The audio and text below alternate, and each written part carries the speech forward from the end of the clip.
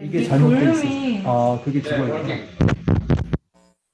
아, 이거. Check. Check. Another check. That I think that seems to be working. One. Yeah. Check. 이게 잘못돼 있어. 아, 그게 죽어있구나. 아, 이거. Check. Check.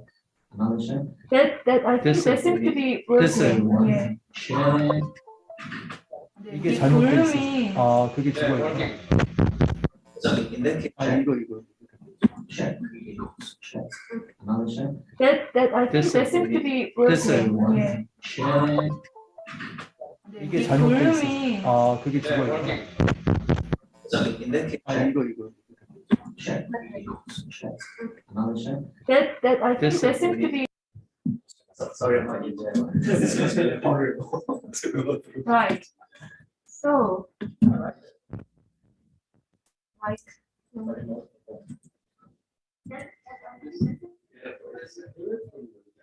I think it's from my laptop now. Yeah. So,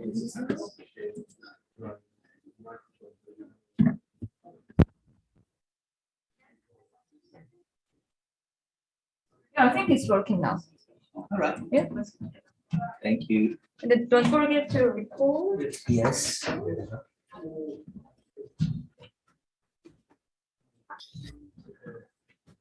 Okay.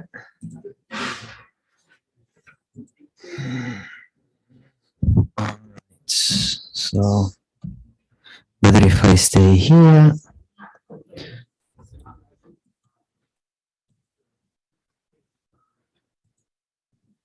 Okay. So I guess we should be fine now. I don't know if there's any way of double checking if everything is working, but I'll assume that it is. Nice. So welcome back after the lunch session. I am Francesco. I will be giving a presentation together with Aviad in this slot from 2 to 5.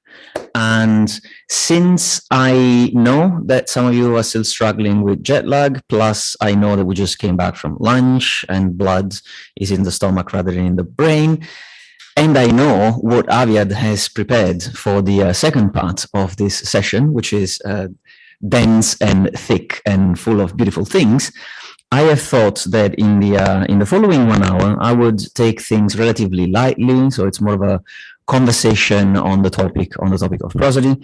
And for that reason, if you ever have questions, you're always welcome to interrupt and ask. I see this much more as a conversation between people who work on something similar but with different approaches. And in the interest of keeping things light, I wanted to start with an anecdote that comes from a seemingly unrelated field. When I was in Italy in high school, I went to this masterclass on orchestra conducting direction, and there was this very famous director who was giving experiences on how the new music students start their career as young musicians within the context of an orchestra. And he was relating specifically this story about the young double bass players. And the main complaint that he had to voice about the new students the new players double bass players in the orchestra was that they came with an excellent technical baggage and a theoretical knowledge of harmony and how everything fits together in terms of theory, in terms of composition, in terms of technique, also work ethics. But the main thing that he had to say that was missing was the flesh.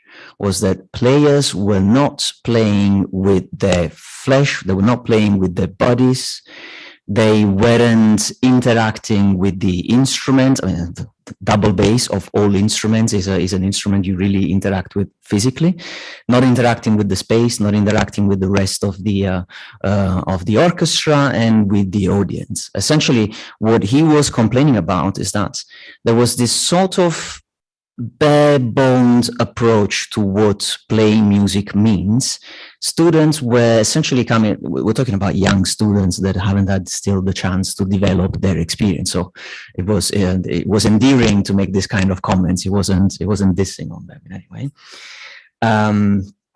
But the problem is that the act of music making was seen by these inexperienced musicians as essentially hitting the right target in a system of coordinates where you have time on the x-axis and you have musical notes on the y-axis.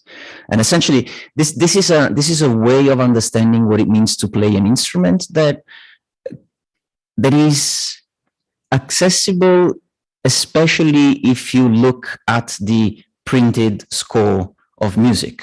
You see the printed transcription of music, you see that that's how the pentagram looks like, and you might make yourself the impression that playing music means hitting the right note at the right moment. And that is definitely a component of it, but you also need the flesh. You also need everything else that comes with the act of making music in this environment. And especially, he was mentioning the flesh for the double bass players, because double bass is a punishing instrument, and your fingertips are going to know that you've been playing double bass for a period. And so sometimes you really have to have the fingertips, the flesh of the fingertips, hitting the strings in a certain way. And all of these things are absolutely necessary, even in a context which is normally considered to be a highly cultured environment as classical music making. It is essentially, it is very crucial to have this physical understanding of what it is that you're doing, besides the bare bones simplified representation of what it is that you think you are producing in the moment. And as you will see, this is essentially the problem that I have with lots of research on prosody, especially with the one that I myself have done in the past. I know that I have fallen into the trap of enjoying the beauty of the representational devices and the elegance of theories and the utter simplification and the neatly putting things into this former block onto this other block. And I try to keep reminding myself constantly more flesh to the skeletal analysis that I might be naturally brought to make.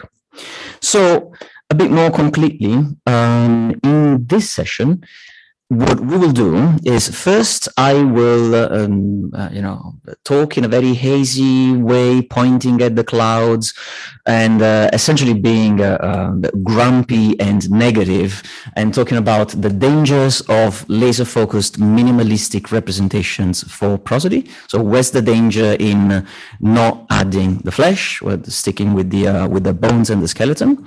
Then in the second part of the presentation, Aviad will bring things into the interesting and realm of reality, and you will have a positive outlook on things, or how to actually do things rather than just complaining about things you don't like about yourself, your own research. That's a strange thing, but Aviad will be talking about the beauty of rich representations, which are simplified, but are simplified in a way that retains the richness and the perceptual motivation for what we do with prosodic representations. And then on the morning of, so before lunch on Monday, we will have a practical session, hands-on session, and where Aviad, here represented by Pythagoras, will actually show how to extract these views. I'm the little dude,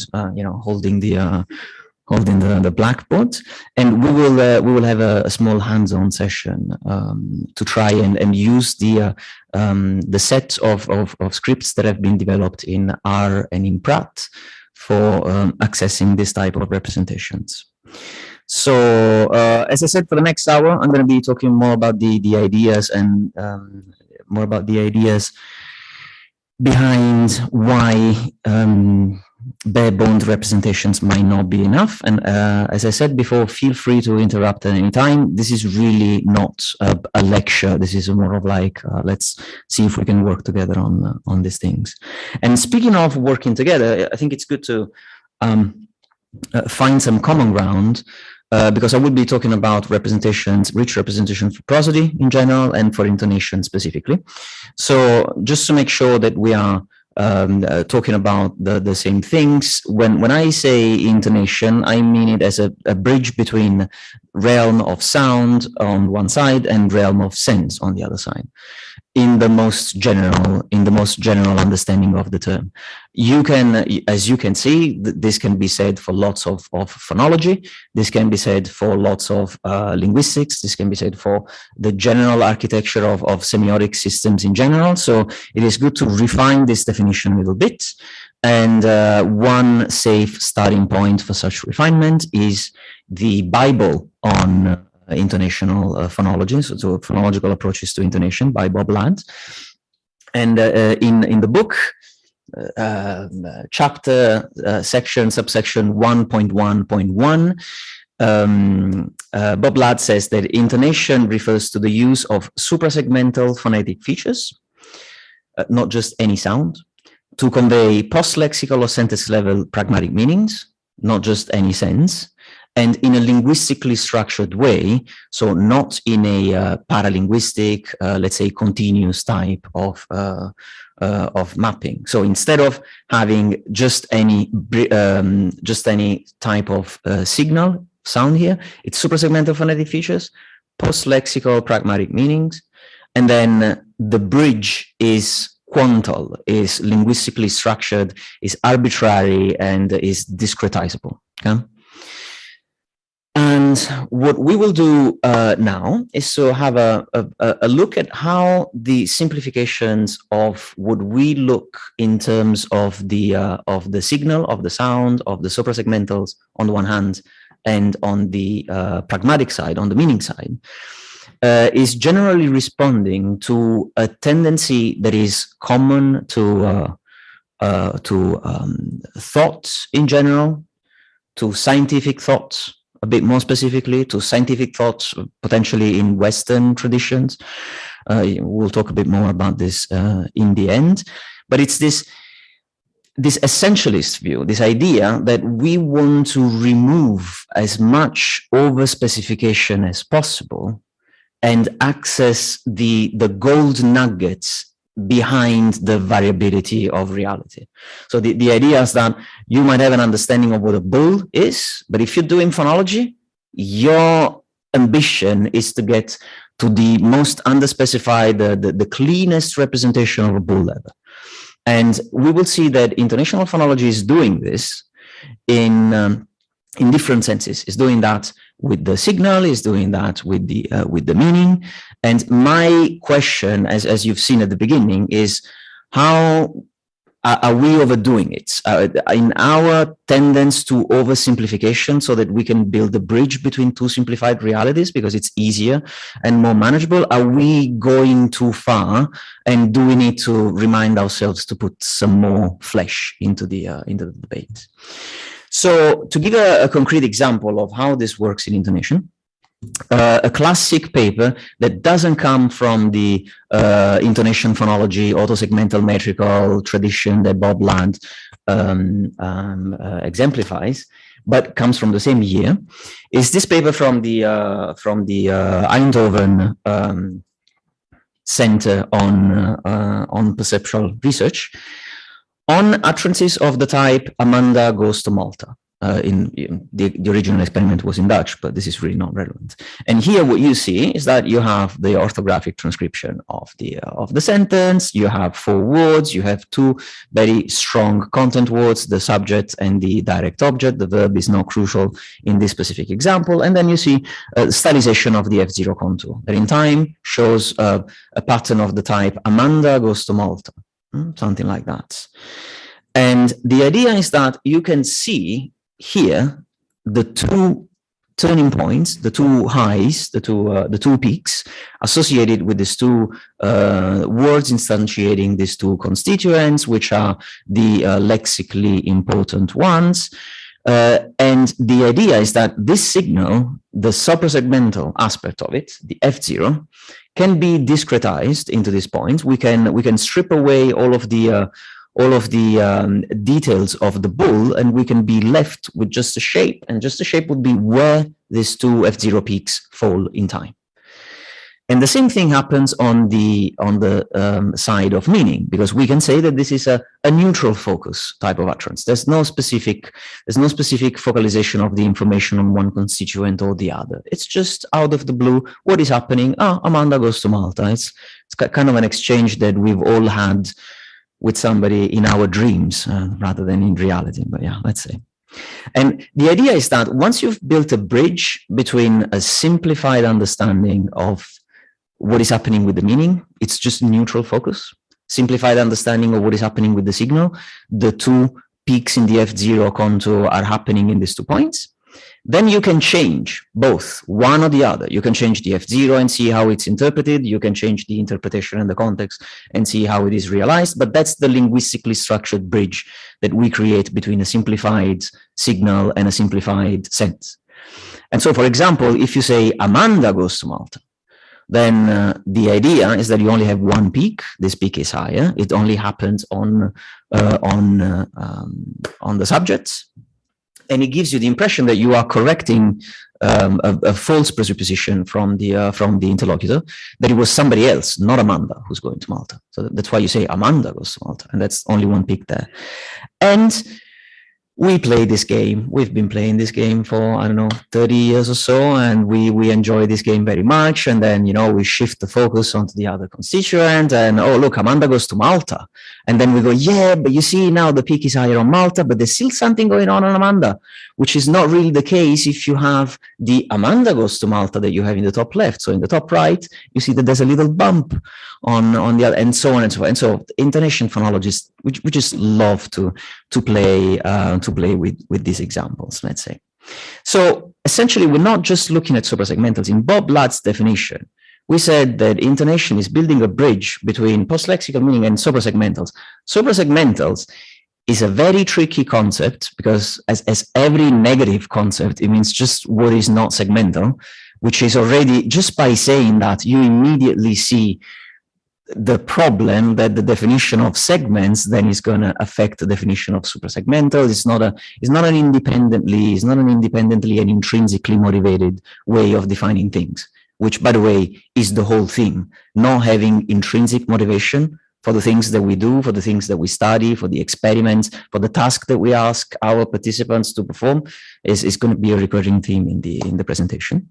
But suprasegmentals essentially means the alignment in time, the position of the F0 peak with respect to the segmental string, to the boundaries of the vowel, the syllable, beginning or ending, and then the scaling. So how high, how low these tonal targets are.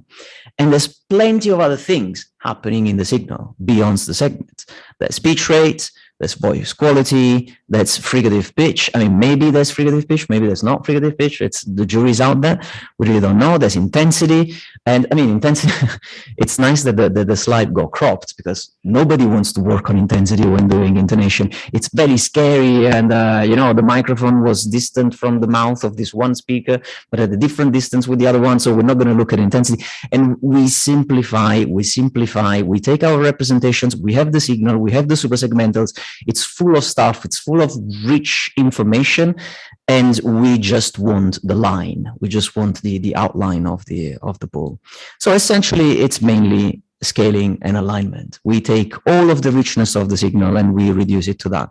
And so, more than the Picasso and bull example, when I think of what is going on with the way that we treat the signal, rather than the Picasso style simplification, I see more of a I don't know, maybe you know the meme of constant reduction of information. You go from the rich signal, then you simplify it a little bit, you just have the F0 contour, and then you only focus on the tonal targets, and then you just reduce them to scaling and alignment, no? And it's so that's why I'm not taking a stance against the reduction of information. I'm not taking a stance against stylization and simplification. The whole point is, are we doing it? Are we doing it in a way that's not betraying what the thing is? Because I would argue that the Picasso bull is kind of still a bull, a classy one. But you know, there's different ways of simplifying the information that you have at hand. And as I said, now I will be moaning and complaining about this for an hour. Sorry about that. But then Aviad in the second part will be offering ideas on how we can retain the Picasso style of simplification.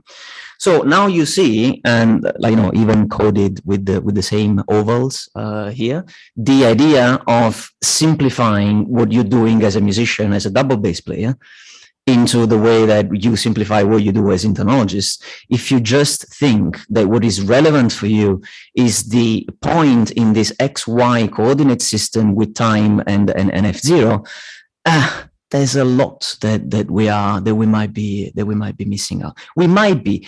I'm not saying that we have hard evidence right now that there are some things in intonation that can only be explained with rich representations. But at the same time, if we only play with the focus example, and if we only play with those kind of meanings, then maybe we don't find the need for other things. And as we expand our need for meaning, then we can expand our cues in the signal. And the idea is that we want to retain more richness in the signal, so that if there's things that we want to look in the meaning, we can still see them.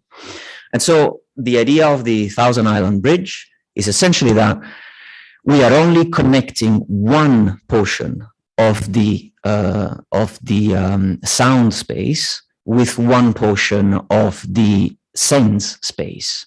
And all of these other islands, which are part of the landscape and which make sense and which are part of the environment, they remain disconnected. And so the idea is that if intonation has to be this bridge that's connecting the two, maybe something might be left out, and it wouldn't be absurd to think, well, instead of having a car, maybe the best way to explore this landscape is to get a boat or even a raft, but then you can still go from island to island instead of having to just go from mainstream A to mainstream B, from the suprasegmentals to the pragmatic meaning. Now, since Aviad will talk more about the signal side of things, I wanted to give you one example of what happened to this other side of the pragmatics realm. And as I've shown you before, the main thing that we look at as traditional mainstream vanilla international phonologists is this differences in focus type, focus position, and so on. But this type of things that exactly that we have exemplified here. Another thing that's usually explored, at least for languages that allow for this kind of thing, is sentence modality, so question versus statement versus exclamation and so on. There's other things that are more or less close to the interest of people who do international phonology, but not central, like, for example, biases of various kinds, epistemic biases, whether evidential biases, for example, whether I know something for sure, whether I suppose something, whether I have a presupposition that goes in one valence or the other. Other things like mood, general mood, and specific, global mood and pointed emotion, they're usually outside of the linguistically structured bridge of relation between sound and sense that you have in intonation. And social meaning is definitely something that intonation phonologists don't want to touch with a 10-foot pole. And also in interaction, the interactional dimension is also something that I find to be missing in studies on intonation phonology. And it is positioned there. I mean, I know it looks like I've just glued words onto an image and that's it. But the point is that this interaction is on the bridge that goes from sense to meaning. So I think that this is something that we really cannot afford not to look into. And this is something that I wanted to give you a little example about of what happens when, instead of reducing the complexity and simplifying things and abstracting away, we accept to look at things from the messy point of view of what happens in reality. And I'm really happy that here I'm not the only one who wants to look at spontaneous interactions, because I think that in the complementarity between what happens in the laboratory and what happens in real world.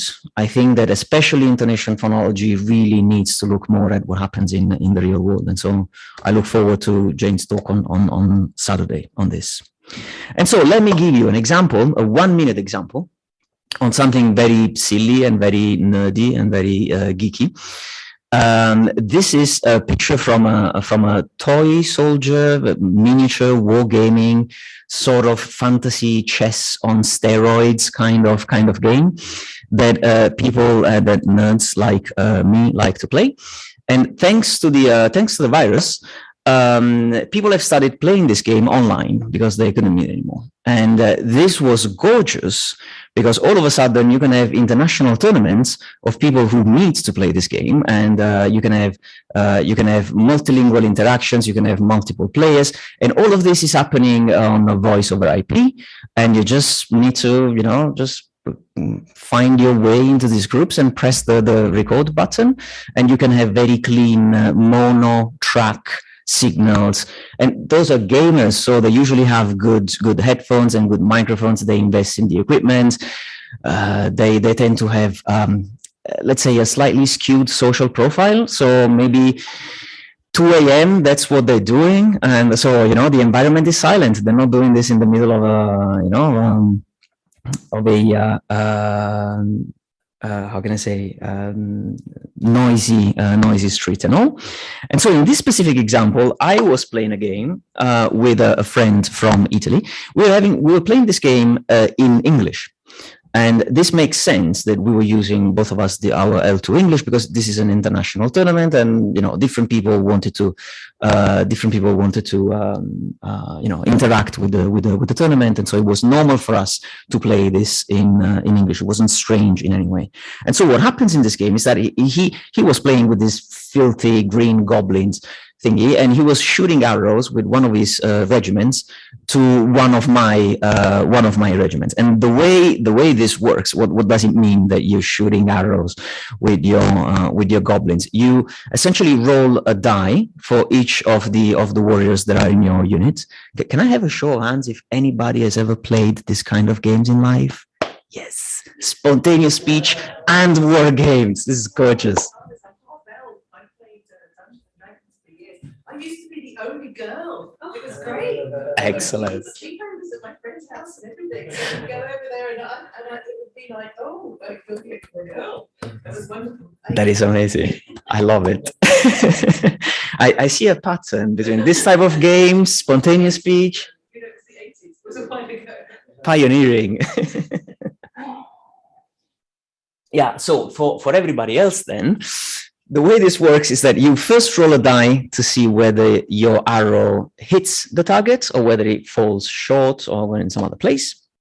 And the reason is that the way this works is that, for example, you have 20 goblins, you roll 20 dice, and if you roll 1, 2, 3, or 4 for each of these dice, means that the arrow doesn't hit the target. If it's 5 or 6, then it means that it has hit the target.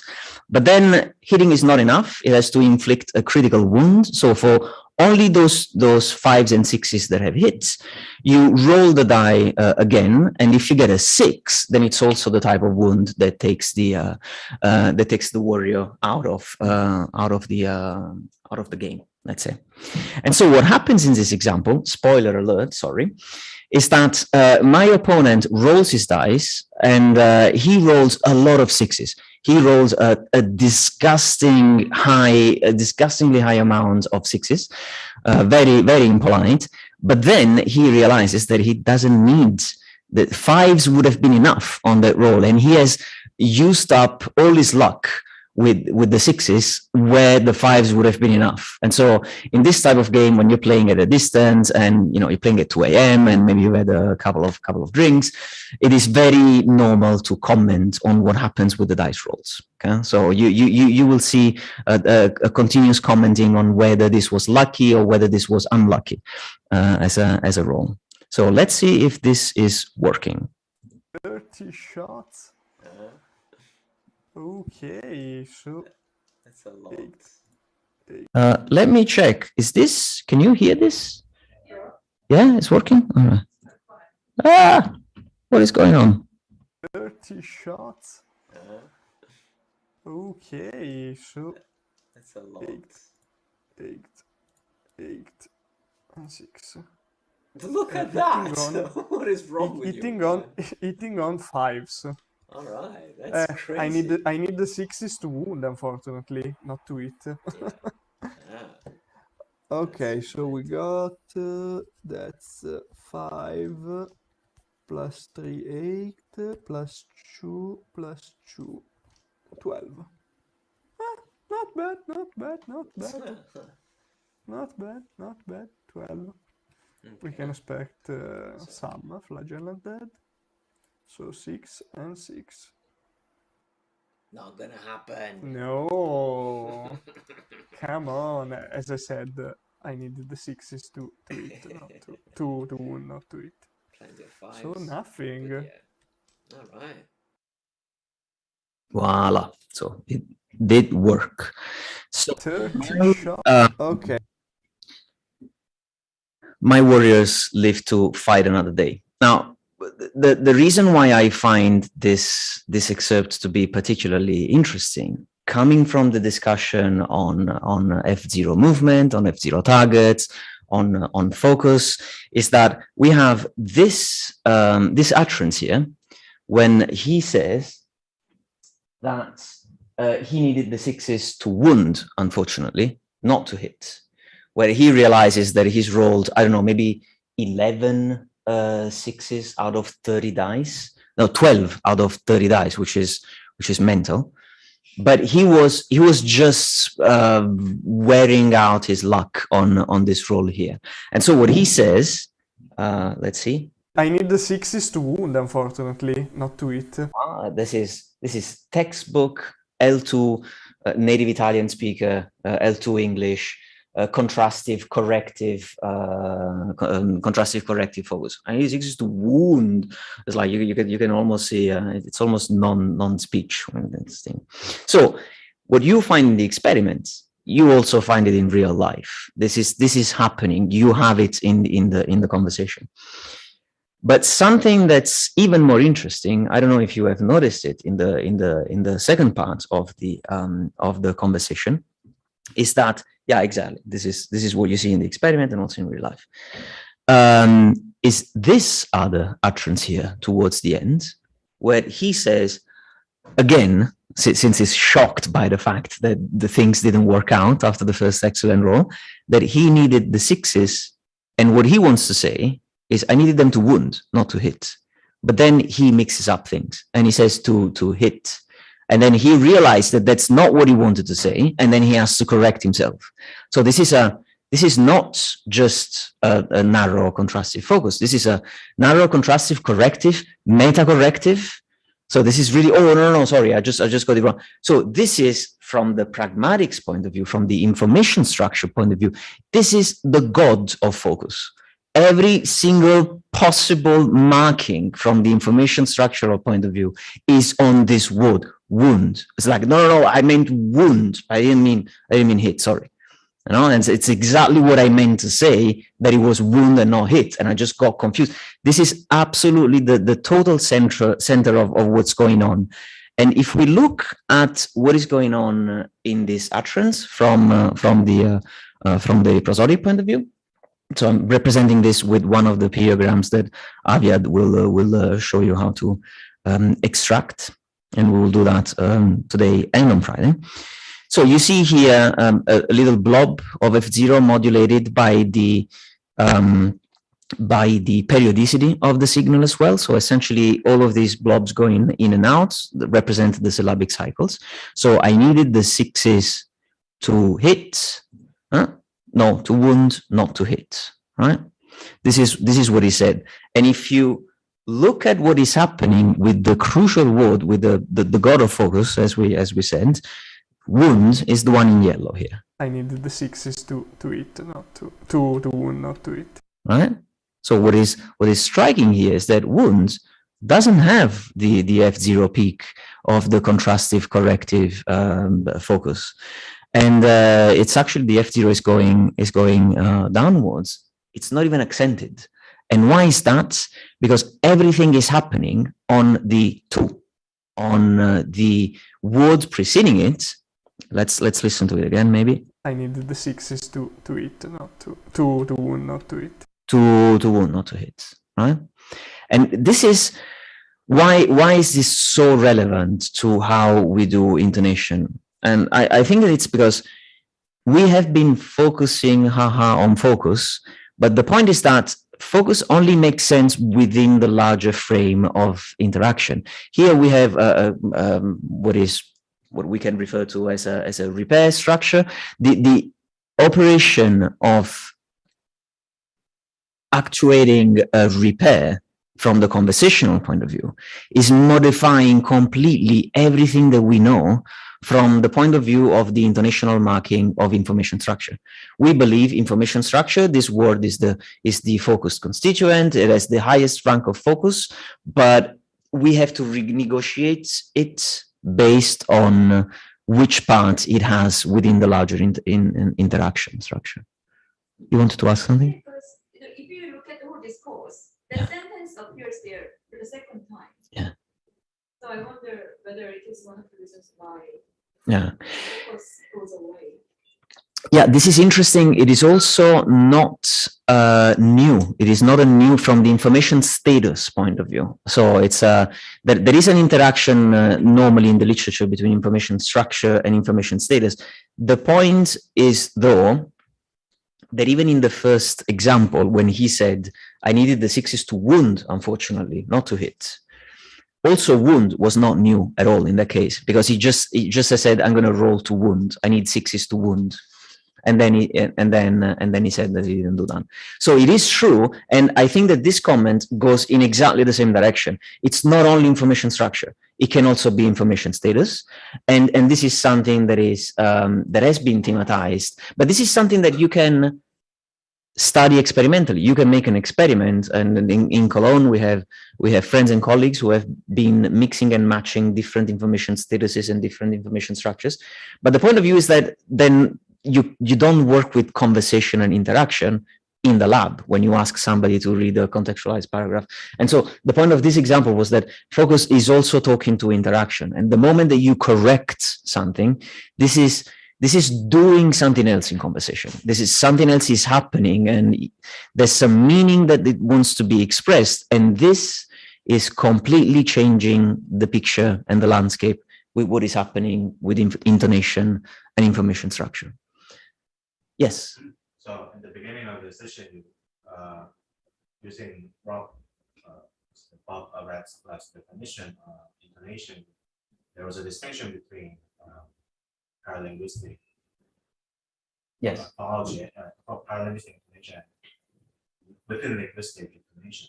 Yeah. But in this case, if there's an interaction between the different types of linguistic intonation, is there also interaction between paralinguistic intonation and linguistic intonation? Yeah. There's paralinguistic intonation such as up top, or other types of tertiary. Yeah. This is a great question. I think that there's a skillful and diplomatic answer to this question, and then there's my answer, which is none of those two. I believe that what we call linguistic and what we call paralinguistic makes the object of what is relevant. To me, uptalk is, for example, a case of expressing some type of social meaning, for example. And to me, that's completely part of linguistics. That's absolutely, totally at the heart of linguistics. It's just that linguistics so far has decided, for a variety of reasons that to me are very understandable from the point of view of the evolution of the discipline, that we would not consider social meaning as part of the language core. We wouldn't treat, for example, conversational meaning as part of the language core. So I believe that it depends on how narrowly or how widely you want to define what is part of language and what is not. So can you give an example of what is truly paralinguistic? I mean, what's not linguistic? Because like language is like a social communication. And everything we do in this communication is to convey some kind of meaning, be that lexical meaning or post-lexical. Yeah. So that we can say that everything is linguistic. So what is linguistic? Yeah, I don't feel a need for a paralinguist. It's my so in a bit more technical terms, this is a maximalistically semiotic approach to communication. I don't feel the need of specifying the way that the language works, because if you see at the development of linguistics throughout the century, and especially the last 150 years, you see that some of these positions on what it is specifically pertaining to the linguistic mode belong to a way that the research community has to position with respect to each other. So if you read Saussure, for example, if you read foundative texts of social linguistics, you see this idea of delimiting your sphere of influence with respect to a different scientific area. And this separation of spheres is something that I'm not going to say it's related to how chairs are organized in universities. It's not just that, it's not that brutal, but it is a matter of making things more amenable of scientific enterprise. So you don't agree that there should be? I think that if it is conveying meaning, some sort of intention, or even non-intentional meaning that gets interpreted as meaning, then it's our job as phonologists, as linguists, as semiologists to understand how that works.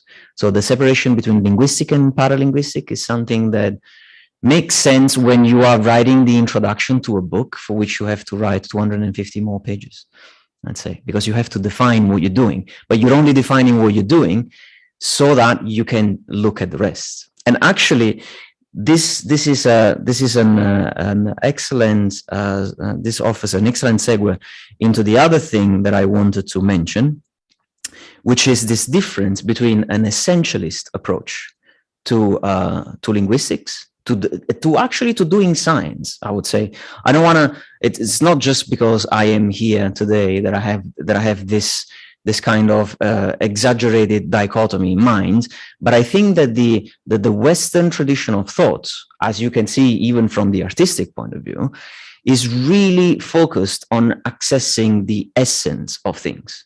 And it's really this idea of separating, of drawing lines, drawing the line between the linguistic and the paralinguistic, so that you can access what makes the linguistic mode the linguistic mode. You want to define and separate. You want to divide and conquer, which is the motto of military the doctrine since the Romans. It's separating and conquering the smaller bits. And all of this operation assumes that these little different things exist in the first place, that there is an essence to the separated domains in which we study linguistics, that they exist, and it's our job as researcher to unveil their existence. And the fact is that's why I call it an essentialist approach to doing research in linguistics, because it assumes that things are there and it's our job to model them and to present them for the way that they really are, like with the bull here. And the opposing view is the one where you are not necessarily putting the emphasis on what is this one thing? How do I define a bull? What makes a bull a bull? Is a square a geometrical figure with 4 sides, equal length, and equal 90-degree angles? It's not the definition of the object which has the primacy in the intellectual endeavor. It's the understanding of the relationships into a wider context. And so, for example, I know that it's very tricky to make examples from history of art, because you can say everything and its contrary, and I'm sure that we could have discussions on this. But if you want to see this in the image, then you can see this. The point here is not the one fish. The one fish doesn't exist. It's not interesting. What is interesting is the relationship between the 3 fishes. And it's not even the relationship between the 3 fishes. It's the relationship between the 3 of them and you as an observer. Because I've been looking at this drawing. And I've been looking at this, and apart from marveling at the sheer beauty and all, of course. But the point is this a view from the top, or is it a view from the front? And what is the observer into all of this? I'm not even sure that you had glass tanks in the 11th century. But the point is that this is not necessarily a top-down view. It might be a skewed view. So this piece of work is drawing you in and is telling you there's no such thing as a bull that we are trying to unveil. It's all about the connection between things. And what I meant with the fleshless study of intonational phonology, with the fleshless study to prosody, is really this idea that we can extract all of these seemingly additional layers and then unveil the essential abstract coordinates of X and Y that give you the tonal targets. And if you think of things that way, the result is that you have information status, then you have information structure, and then on another side, you have interaction and conversation. And we are separating things that are not necessarily this separated. The modularity, one of the reasons why I was so struck by that example that I played you is that sometimes you have incremental modular understanding of how language works. You have first this, then that, then that, then that, then that. And then we sometimes use that in our way of making sense of things. And sometimes you would read in study of intonation that there's the syntax, then there's the pragmatics, and then you can add another modulation due to interactional and conversational needs. And it's really in this modular sense. First one thing, then the other, then the other. And the example of the rolling sixes to hit or to wound was showing me that there's no neat separation between the information structural component and the interactional conversational component. And if we want to do cold, abstract intonational phonology, we have to look at interaction. We have to look at conversation. There is no way that we can lock ourselves up in the lab and study intonation. This is an epistemological hurdle that, since we are talking about intonational meaning, really has an effect on how we do our experiment. So this was essentially the idea of showing you why in the second part of the talk, you will see Aviad focusing on retaining as much richness as possible from the signal, still simplifying the signal, but making it so that it can retain some perceptually valid qualities so that we can use them should we want to look at meanings that are beyond focus placement or information structure in general. Voila.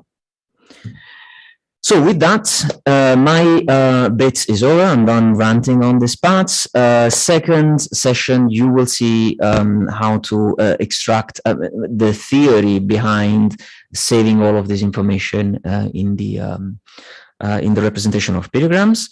And then on Monday morning, for those of you who want to bring a laptop and have a running copy of R and of Pratt, we will also look at how to extract them using the proper tool. And this is all from me. Questions and break after that if you want.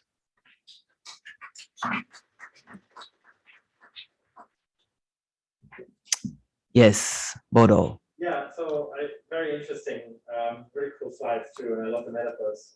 So one thing is, so with what Ian said, I actually very much agree with this distinction between paralinguistic and linguistic is really outdated. And I think we could take a lot of inspiration from the literature on multimodality, which has sort of come to the same conclusion over the last few decades, where they previously thought of gesture as separate from language. And now almost universally it's been seen as a core part of language. So from that perspective, I agree. But I want to push back against this, what I think is a little bit too much, maybe French philosophy. And, so I want to stay on the bridge without ignoring the landscape. I think I think you can take the bridge without being essentialistic.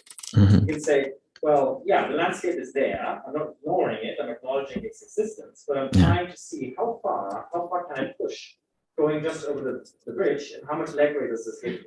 Yeah. I'm thinking of it in terms of sort of like a PCA, like a principal component analysis. You extract variance from a system. Mhm. Like the first dimension usually captures most of the variance. Yeah. And let's just go with that as much Yeah. as far as we can. And I see the proper stuff that you're going to talk about later. I see that actually as the bridge, not as the landscape. Mm. And to me, that is actually, I think it's a really good strategy to try to focus on maximizing abstractness as far as we can take it, and then see when it breaks it. Yeah. Yeah. No, this is interesting. This is valid. I think I was, also for exposition reasons, I was emphasizing the other bits, but then with Aviad, I also work on how to make things analyzable. I think that this whole idea of putting something more into, for example, the signal representation, so that if there's something into the meaning representation, we can capture that. And once we've captured something new in the meaning representation, then we know what are the things from the signal we should be looking into. And once we can also generate this other type of movement, which is potentially what makes the difference between the horse drawing and the bull drawing.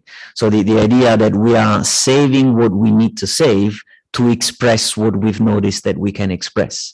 And this is potentially a way of staying on the bridge, and is a way of still accessing things in an abstracted way.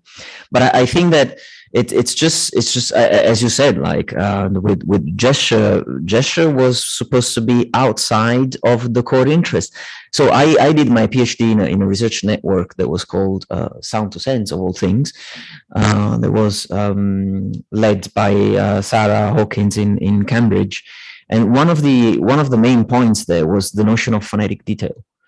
And essentially, phonetic detail. I was thinking about this, and at some point I just plugged my French philosopher view on things. I'm not French. I'm not a philosopher, by the way, in case it wasn't clear, that's just Bodo poking fun at me. And I think that the phonetic detail is just a historistic notion. It's just something that we haven't recognized as part of a phonological system yet, as part of a meaningful system yet. We call it phonetic detail, and then we realize that, oh wait, sometimes certain things that happen with F0 are giving you cues to word segmentation. So F0 is important. Oh, well, let's put F0 into the representation for lexical items, for example. And let's start looking at tonogenesis from that point of view. Oh, wow. So that it's much more central than we thought it was. And so the same way the phonetic detail can be seen as just an understanding of what we don't use yet, then one could make the same argument for this relationship between linguistic and paralinguistic. Paralinguistic is just not yet linguistic. And it's up to us to find ways to enrich and solidify the bridge. Yeah. This will be the collaborative way instead of the annoying one. Yeah. Just before the break, I would just like to comment on the brief mention of arbitrariness of the intonation. I think it may not be like the good criteria for distinguishing like intonation and linguistic phonetic details, because there is linguistic arbitrariness and there is also linguistic arbitrariness. Mm-hmm. So if you look at the focus, for example, like pitch focus, that is in a sense iconic because focus is placed, phonetic focus is placed on where it's semantically focused. So that is in some sense not arbitrary. Mm-hmm. If you look at the paralinguistic details such as you say that it's not paralinguistic, but let's just say that it's paralinguistic for the sake of argument. It's also in some sense arbitrary because it doesn't happen in every culture. It doesn't happen in Korea. Yeah. So maybe it's not a good distinction, criteria to make that kind of distinction based on what's arbitrary. Yeah. Usually the criteria is about whether something is categorical or graded. Yeah. And I'm pretty sure that you have another thing to say. Yeah. No, I agree with that. I think that the notion of arbitrariness. So once again, I don't want to be deconstructionist to the bone, but the notion of arbitrariness was crucial in a specific moment of the birth of linguistics as a science. When there is something that is so important for the definition of what a group of people like linguists are a group of people, and we are a social group. When something happens in the definitionary moments, then it can be overemphasized for the purposes of definition of the group. So I agree with you. I don't think that arbitrariness is something that can draw a line between certain things. And it's something that has been used to achieve the possibility of separating linguistics from the rest. And if you think about it,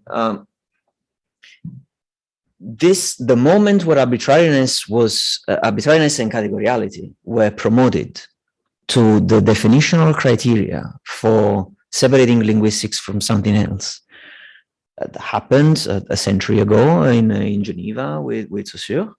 That was the moment where linguistics was trying to position itself between philology and psychology.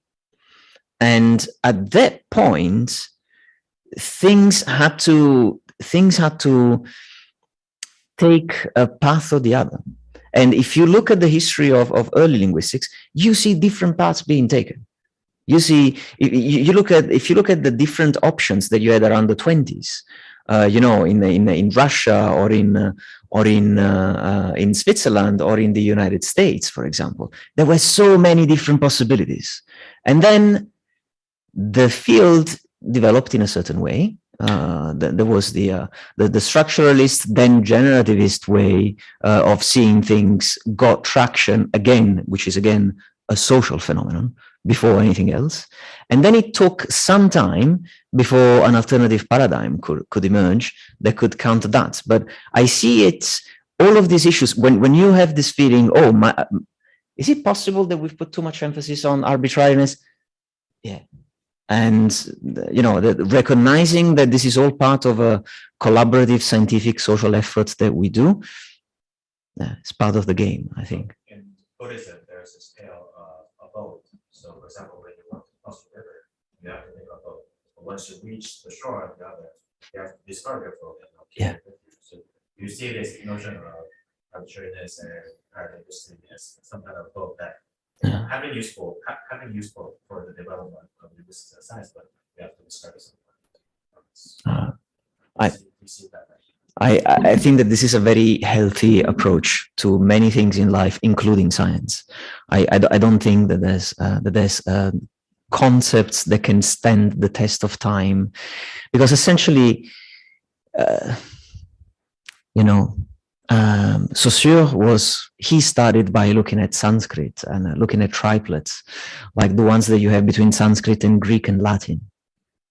And this is not what we do nowadays. Nowadays, we look at the integration of the different modalities of communication. I don't think that we can rely on tools that were developed for different purposes.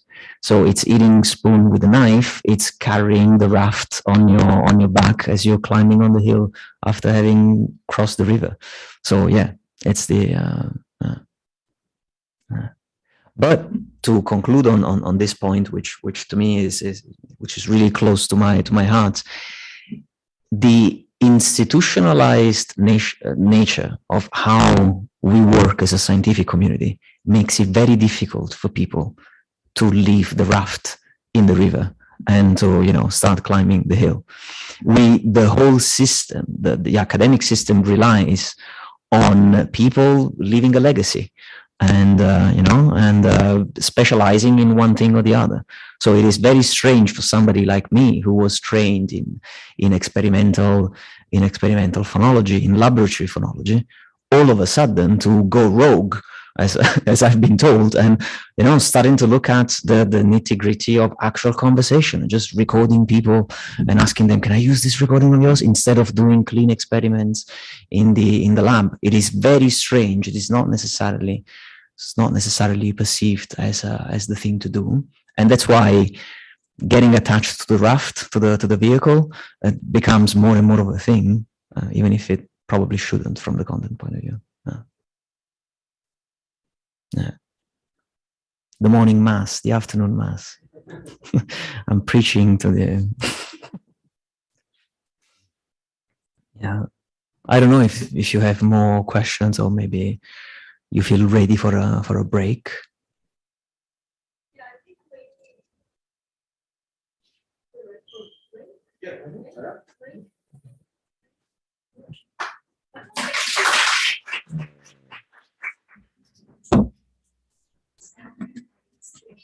Control Alt Shift H and then stop this one. Oh no, stop the recording. Actually, just stop the sharing the screen because we will This still one. need the microphone from your account. Just go back. All right. Let me just, I mean, at least take delete the. Sorry, are you out? I maybe because that is all we have. I mean, because there's no. Yeah, in that case, that's it. Right. Pa-pa-pa-pa. Take this out, take this out. Okay, thank you. Yeah. Originally, we were thinking of taking 1 hour and a half and then another hour and a half. Should be done. Okay.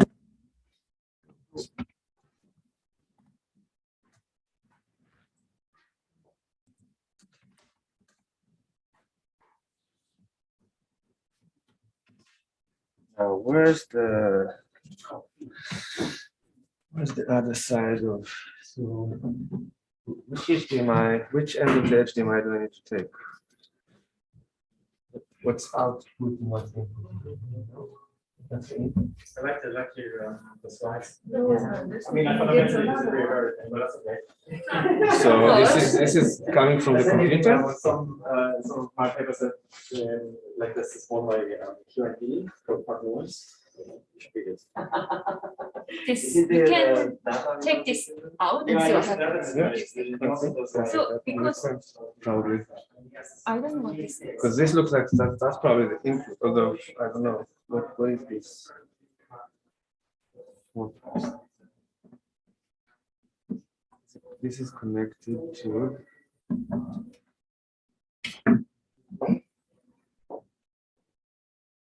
This is connected to the camera. We don't need camera. Do we? I don't know, how do you, let's see. So if now this Yeah, is the this length can- of the HDMI cable? Oh, we have a long, but you have a Mac, wait. I have something. No, I have the adapter, I just need the longer cable. Like this. Oh, yeah, good.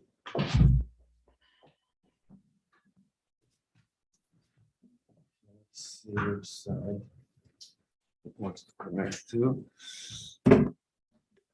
It's either, or just.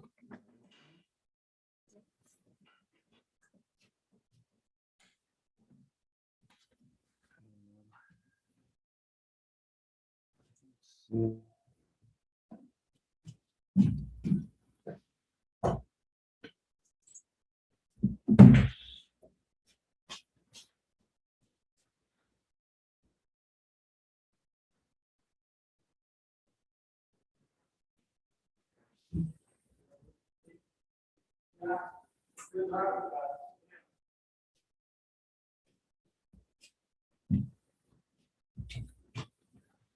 This is. Does it work? No, it is still from that screen. Where is my? Because you're in Zoom, right?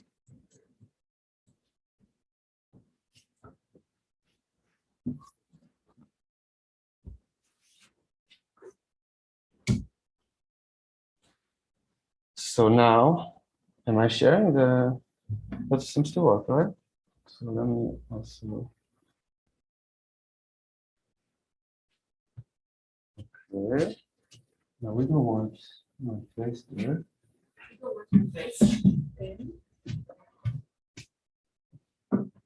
But what bothers me is, oh wait, no, I don't have presenting mode.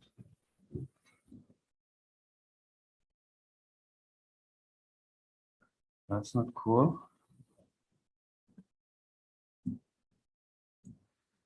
No, but we have another problem.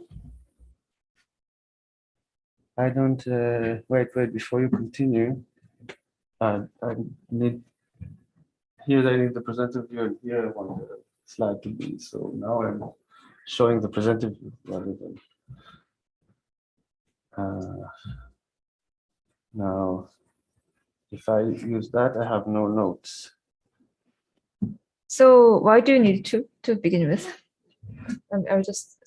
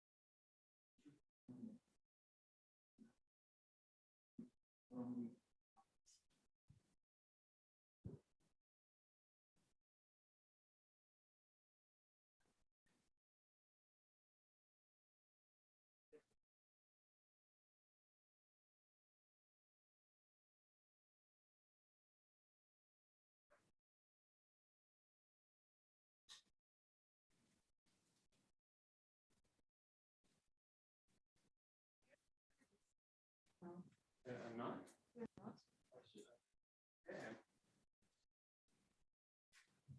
Or started screen sharing, but for some reason I just.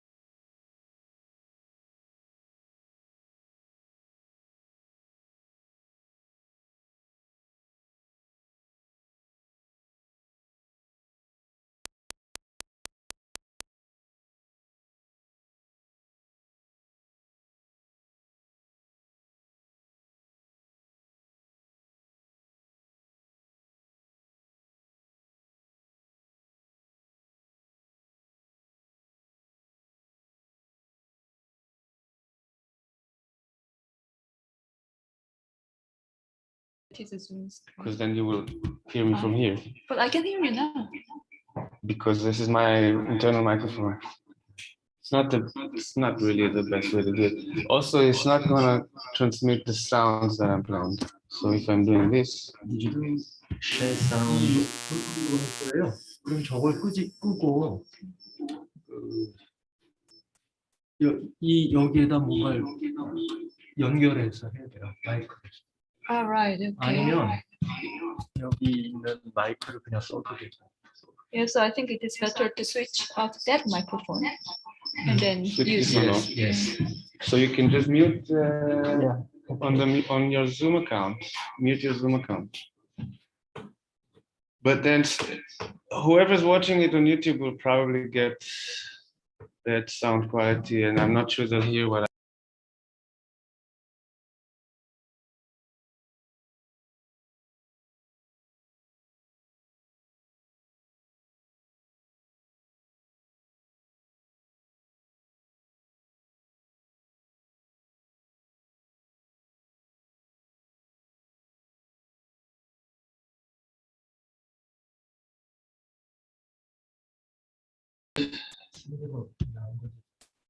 그게 제일 좋고. 어떻게 하나 지금 준비가 안 돼서.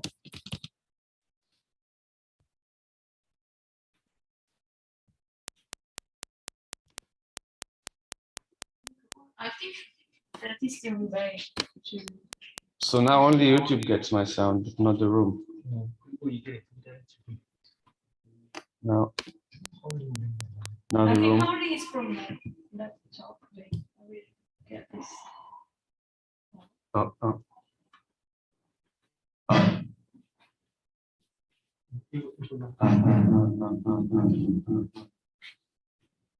Are you going to use it? This is for the room, but I Mhm. don't know if it's needed. Probably people can hear me without it, so we can switch it off. But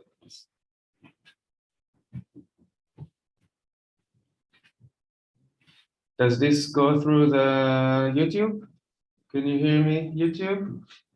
YouTube, can you hear me? Can you hear these clicks?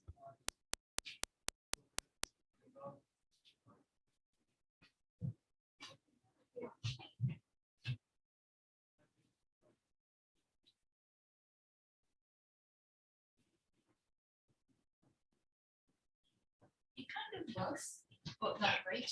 Yeah. So the connection is fine, but. I just don't know what I'm connected to because this whole thing is like a black box and it's all digital. So. At least in the room it works.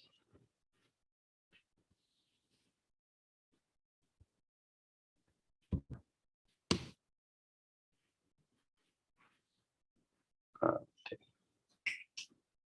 Should I just try and run it from here? But I think it's best to use your laptop. I thought so, but now it's a bit off, so we can take 3 minutes and try it from here. So is everything in the PowerPoint? Yeah. Okay. I'll just.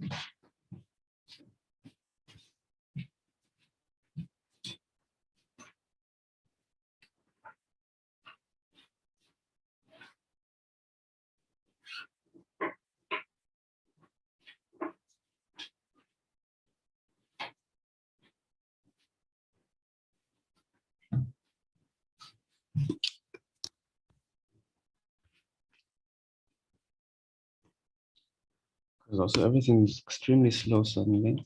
So I'm going to stop.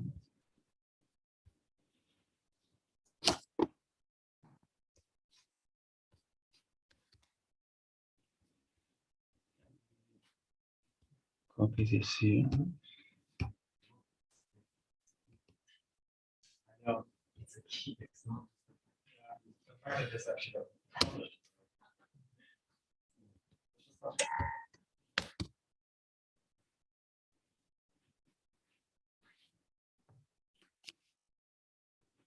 Yeah.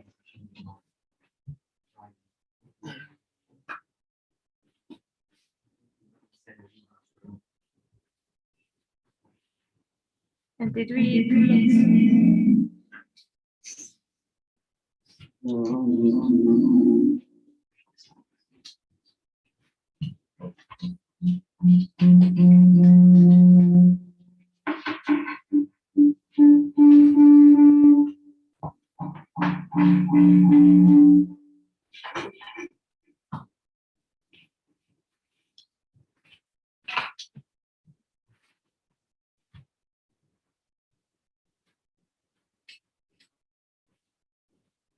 I'm going to log in again.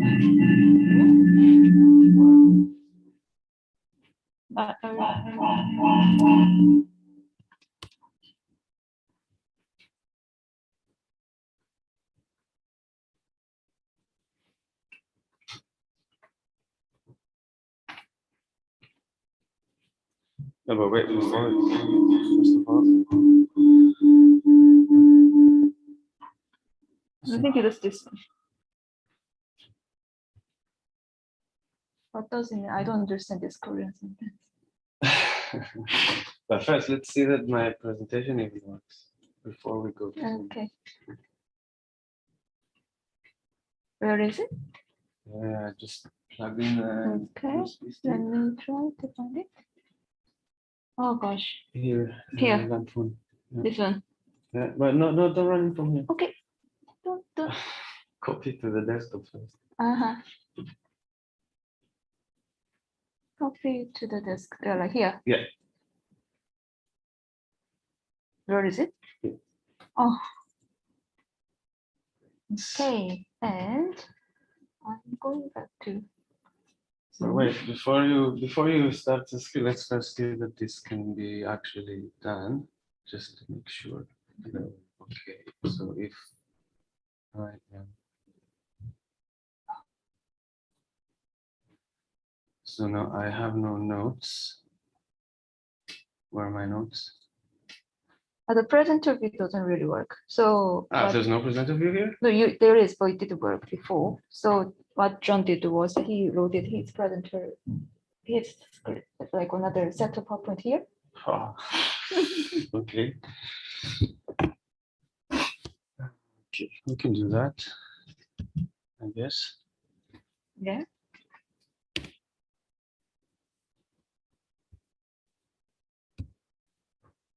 And now if I want to check out the sound now. Yeah. So if I go to where I have some sound.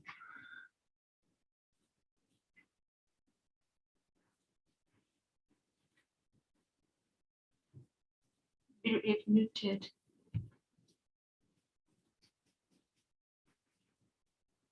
Okay. But now this is like that. Wait.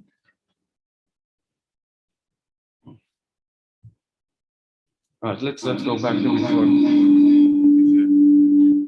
I think it made more sense because I don't understand the connections here.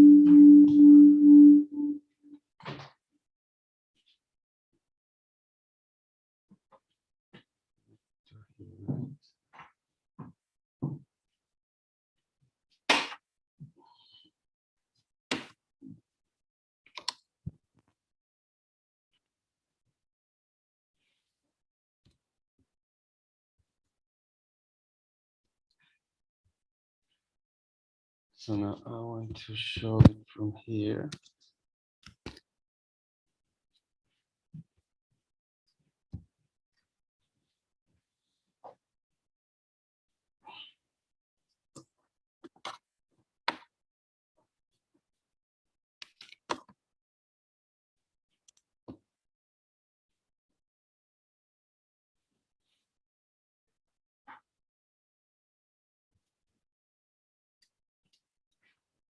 This is still showing this now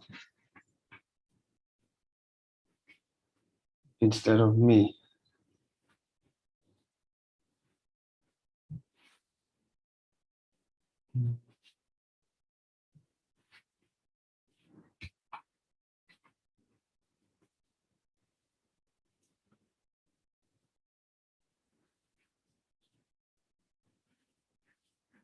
The result is Zoom because I have logged into Zoom from my laptop. Okay, yeah, but now the problem is that I need to get back to here. And I don't know how to tell this to read my screen again. I think it is. So right, this one, projector, and the notebook, HDMI. Okay.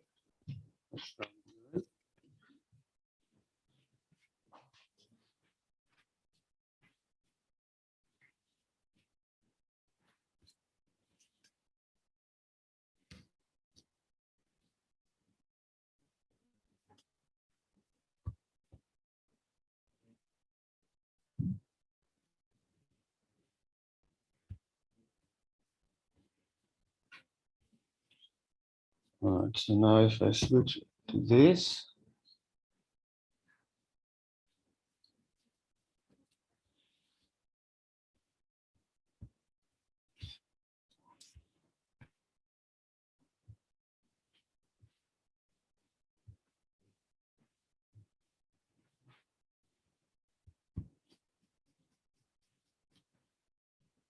Okay.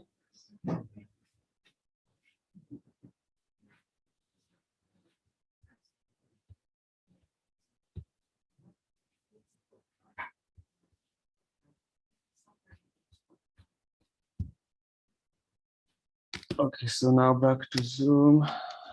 Share screen, share audio, desktop 2. No.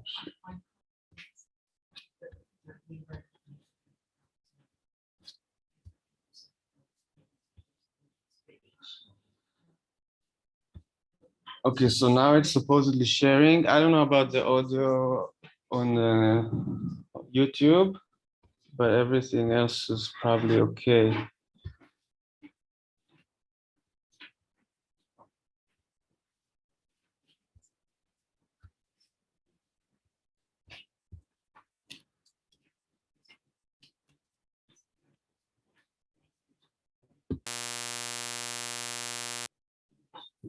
Audio Works? works. Okay. All right, so we can.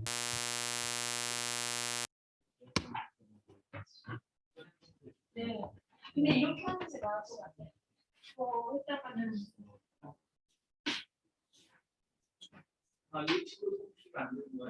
아니요 지금 돼요. 얘네는 딜레이 같은 게 있는데.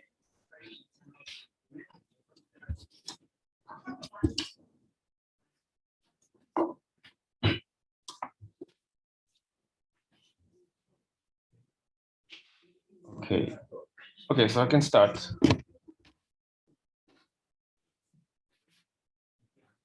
All right.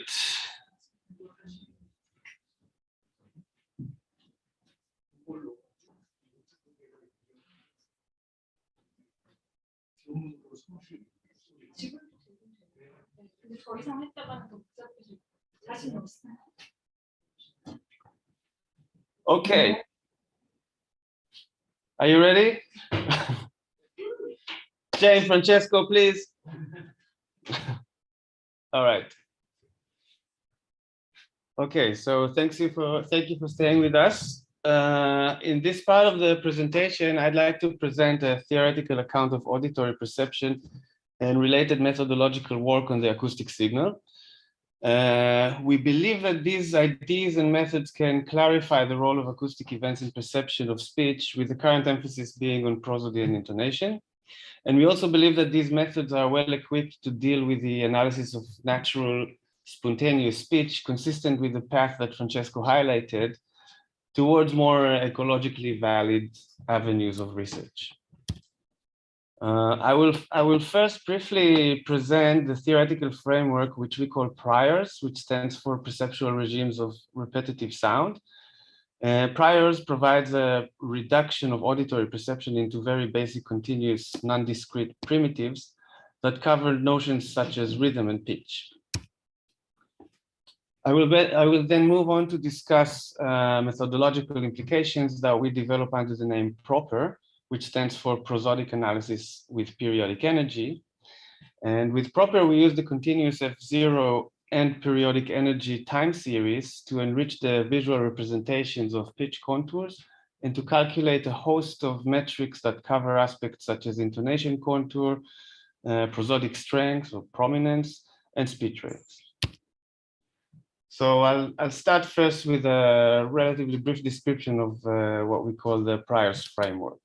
So the starting point for priors is in the dualism of time and frequency as we know it from the Fourier transform and the very common fast Fourier transform, the FFT algorithms that are based on it.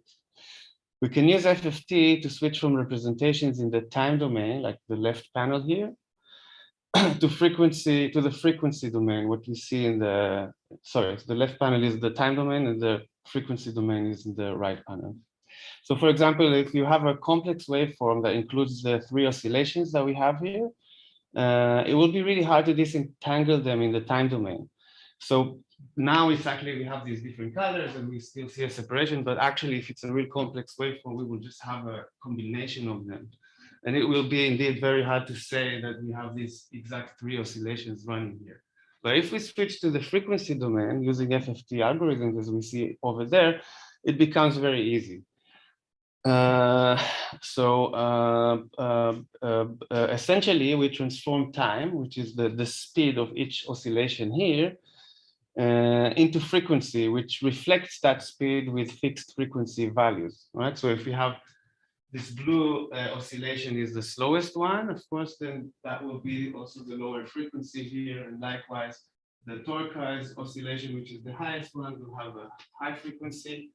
And we can also represent their amplitude in this frequency domain representation. So I'm pretty sure that everybody here is familiar with that. But I just want to remind you and keep in mind that this is a type of dualism that we constantly play with. We have this way of switching representations as long as something is decomposable into sine waves. So, yeah.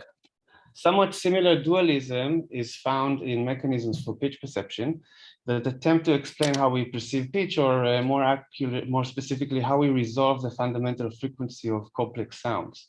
So place theories of pitch perception that go back to the seminal works of Ohm and Helmholtz from the 19th century are based on the anatomy of the cochlea, this little purple snail that you see here. And here's a depiction of the cochlea. According to this view, different parts along the cochlea exhibit sensitivity to different frequencies, as illustrated here in this image. So in that sense, the cochlea is like an FFT algorithm that transforms sound into separate bands of frequencies. Different type of model that goes back to pioneering works from the 19th and early 20th century by people like Zebeck, Schotten, and Weber and Bray suggests that pitch perception is based on the time domain. So specifically, these models focus on the firing rate of neurons over time.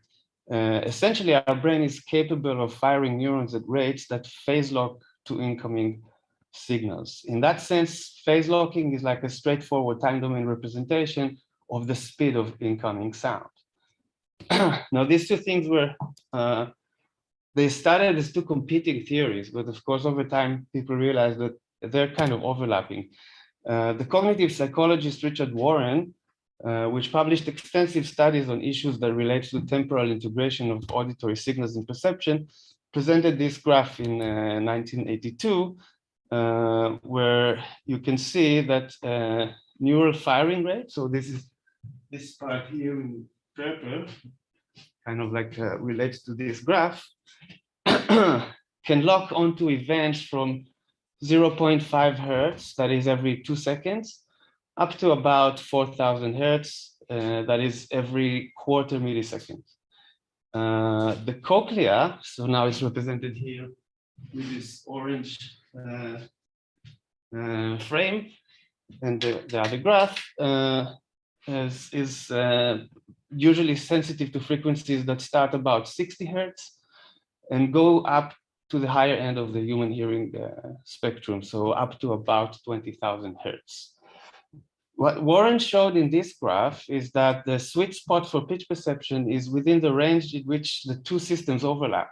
So pretty much between 60 hertz here and 4,000 hertz, you would get the best type of perception of pitch, or we resolve pitch at our best ability when these two systems actually overlap.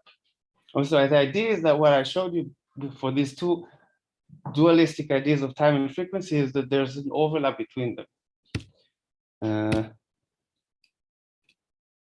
All right, so the Prior's framework is likewise concerned with this time and frequency domain, but with a few twists. Prior's reduces auditory perception into two distinct regimes, the temporal and the spectral regime. And unlike mathematical representations and pitch perception mechanisms, the two perceptual regimes do not overlap.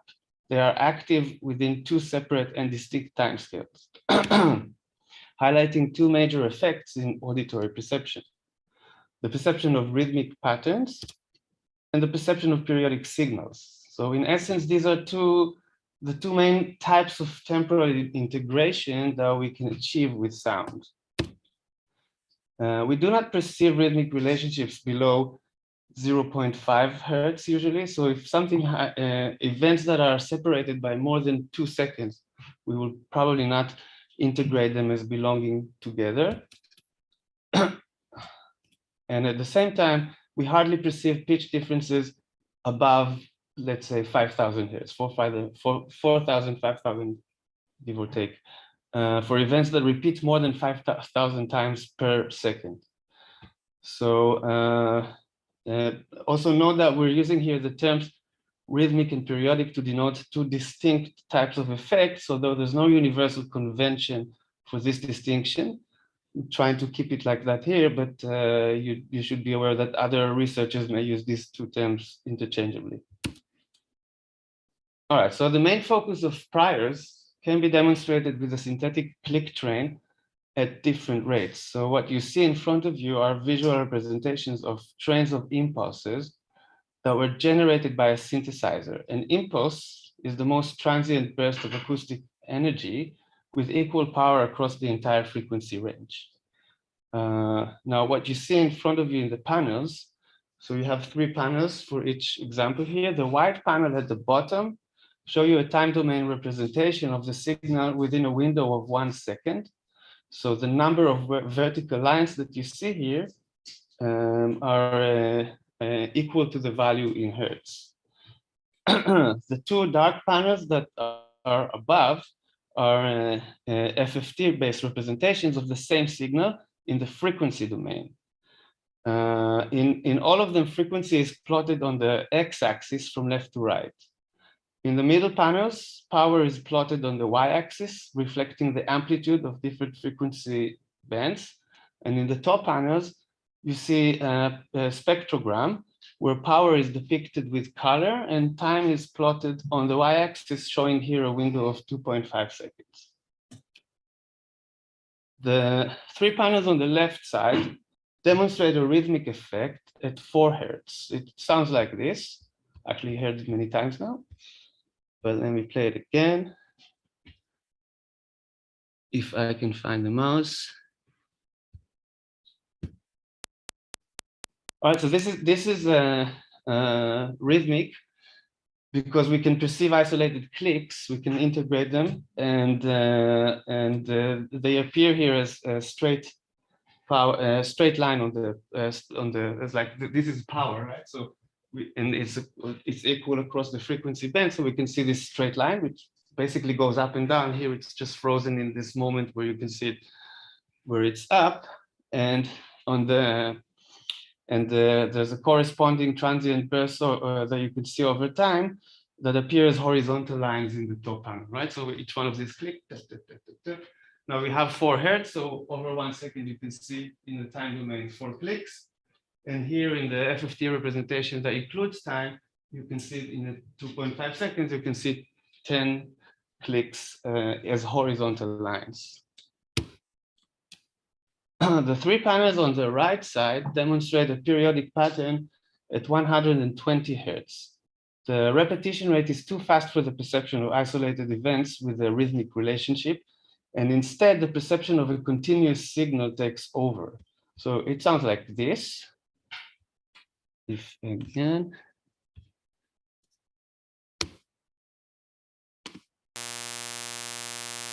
All right. So in fact, the rate of repetition that we just heard is now reflected as, as the fundamental frequency of a harmonic series. This is apparent from the successive bumps on the power graph in the middle panel and in the corresponding vertical lines in the spectrogram at the top, right? So now we have, for the, what is kind of nice here is that you can see these horizontal lines reflecting rhythmic perception, and you get the vertical lines to represent a harmonic structure of a continuous sound. But actually, the only thing that changed here is the rate of repetition of these clicks, and nothing else changed. The quality, though, is of a completely different type. The switch between regimes does not occur in a discrete manner. There is a transitional range between them, which, as you can see, and here is less decisive between the two states. Repeating events at rates between roughly 12 to 50 hertz can still be perceived as successive isolated events, although they are a bit too fast for effective rhythmic perception. And at the same time, they already present the trademarks of a continuous harmonic sound. And this sounds like this.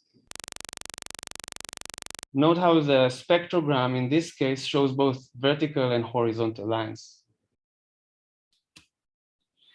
By focusing on these two major effects in auditory perception, priors can be useful for linguistic models. Specifically, priors can do a lot of heavy lifting in explaining why syllables are the way they are. Syllable size is optimized for exploiting our ability to perceive slow versus fast distinctions within the timescale of the temporal regime, while syllabic content, that is the segmental makeup of syllables, is optimized for exploiting our ability to perceive high versus low pitch distinctions. Syllables, according to this view, were very likely selected in evolution thanks to their ability to optimally exploit the two perceptual regimes of temporal integration.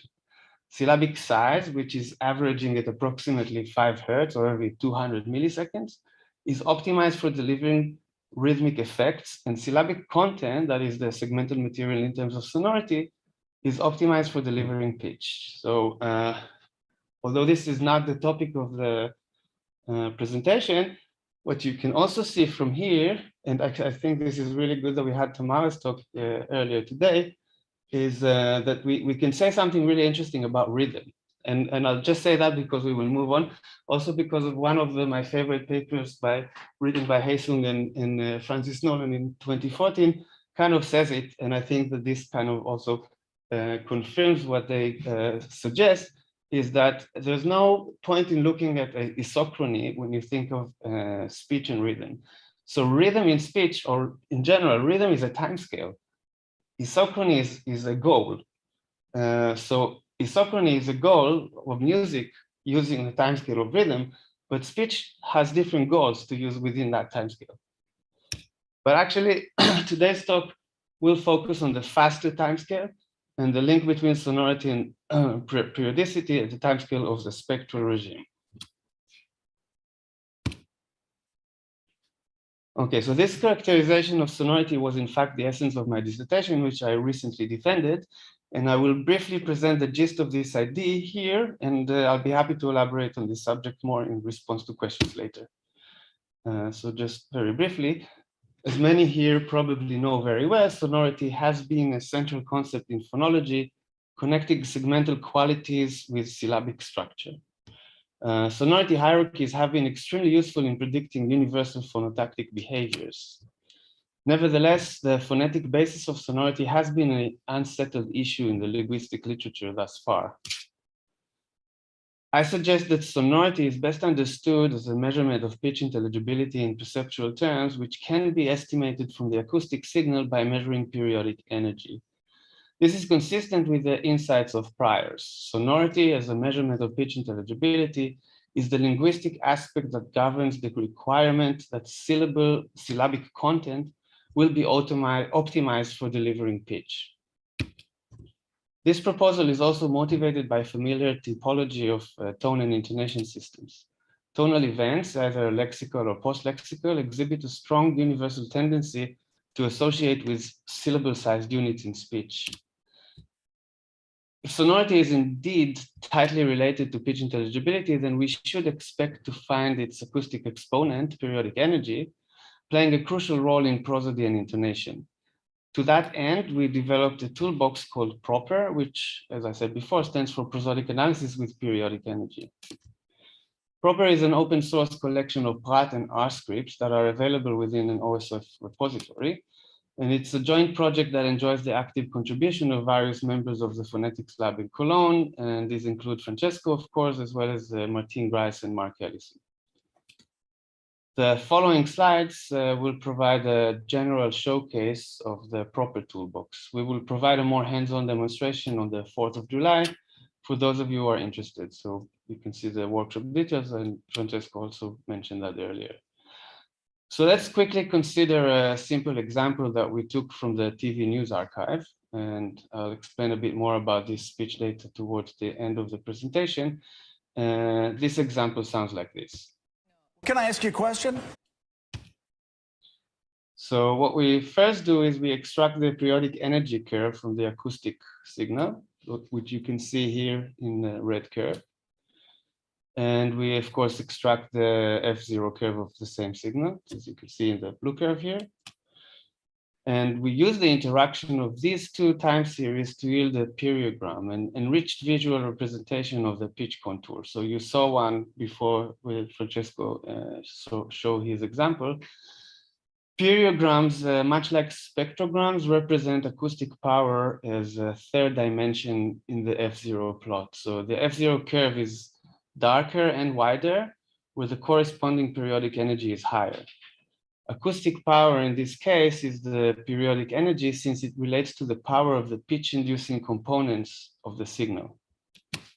So maybe I should just say one thing about this. This is a bit like using intensity, but because it's periodic energy, if you can think about it as intensity that only selects the portions of the signals that are vocalic in the case of speech. So if you have voiceless elements, they're not really counted towards anything when you look at the periodic energy. And this example kind of shows this nicely. So you can see ask is here. So if it would be just the intensity curve, we would have some energy going on here, but because ask, the sk, is completely devoid of periodic energy, we go all the way down to 0 here. And also for the closure phase of curve, we go down a lot, but that would be pretty much similar for intensity. But again, for sh in question, you can see that we go all the way down, although as you can see in terms of power, this is sh. There's some power there, but it's not counted towards anything when you look at the periodic energy, because periodic energy only reflects the power of the pitch inducing parts of the signal. Okay. By the way, is this so far, this point about periodic energy, is that clear? Or any question about that? All right. So the rest is just multiplication of the F0 function with the periodic energy, or how is that? Yeah, so it's actually in this case, what we do is we let this time series, so it's a normalized version of it going from 0 to 1, and then we can control elements of the plot. So the alpha of the color, so how transparent it is, and the size of the width of the line are determined by the values of the periodic energy. So it's actually a really simple trick, which gives you this ability to add a third dimension for the periodic energy, for the F0 plots.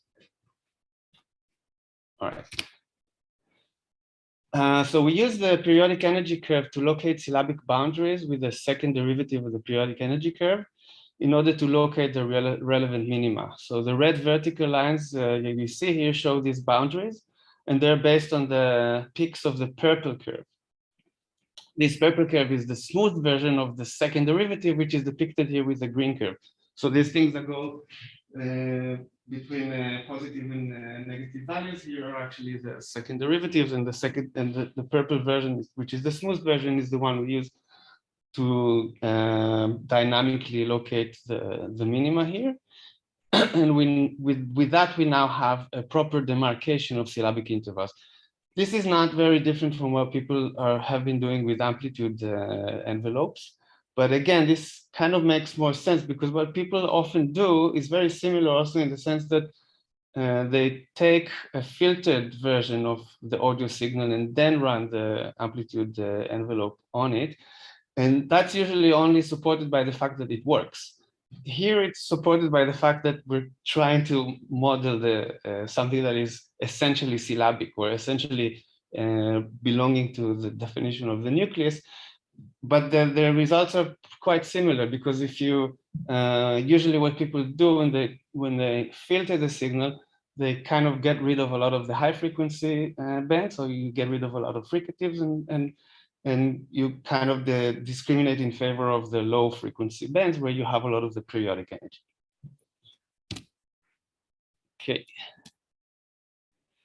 So syllables can be weighted in terms of what we call mass, which is the portion under the periodic energy curve between boundaries. So mass is essentially the integral of duration and power as the two dimension of perceived syllabic quantities. So usually we look at the intensity and duration. Here, of course, we're not looking at intensity, but periodic energy. But also instead of separating these two dimensions, we actually combine them. And if you think about it, then intensity and duration, or periodic energy and duration, are not something we ever experience alone. They always come together. So these are two dimensions of quantity. Looking at them separately is definitely interesting, and it's definitely something we continue doing. But we have to remember these are abstract quantities. These are not real quantities. The real quantity is the one that is summing the two together, the duration and power. Okay, so the numbers that you can see under each interval reflect the relative strength compared to other syllabic intervals within the same utterance. And the way it works is that we make it such that the number 1 gives you the average value for that utterance. So values below 1 basically tell you that you have a relatively weak syllable in terms of the prosodic power, and values above 1 basically gives you reflect stronger syllables. The dashed red lines at the center of each interval represent the center of mass, which is an important syllabic landmarks for all the following metrics that I will show you now. So just a quick clarification question. So for the mass value, so what is the best way to conceptualize 1? So what is 1? So you ask how do we derive 1? Yeah, but in a kind of a... Okay, so it's super simple. So now we have 6 intervals here in front of us. So we take the area under the curve of the whole thing, we divide it by 6. Then we get that's our average. This is the average value. Now I take the values that I get for area under the curve here, and I divide it by that average. I get something that is smaller than 1. In this case, I divide it by the average, and I get something that's much bigger than 1, and etc. etc. So it's quite simple. It just but the idea here is that if we think of strength, it has to be a local relationship. So I can't say that the syllable is strong compared to something that I just said an hour ago. It just doesn't work like that. So strength in terms of syllabic strength has to be a very local relationship, but this is why it's important for us to normalize it in this way. Yeah. I'm not sure if I see it clearly, but is the nasal is the N of the first syllable included in the first syllable rather than the consonant of the second syllable? This is Ken. Yeah, so the N is the first is interpreted as coda of the first syllable rather than consonant of the second syllable. Here you don't. Here you just see the nasal is probably somewhere here. Because at the bottom, it seems that the nasal vibration it seems to me is more like part of the first syllable. It could be. I will have to check it and listen. What often happens, this is a very fast natural speech token. What often happens when you look at nasals in coda positions is you would get a little shoulder. Here, this is so fast that for some of these cases, and I'll show you more of this exact same sentence later, we actually have 3 peaks.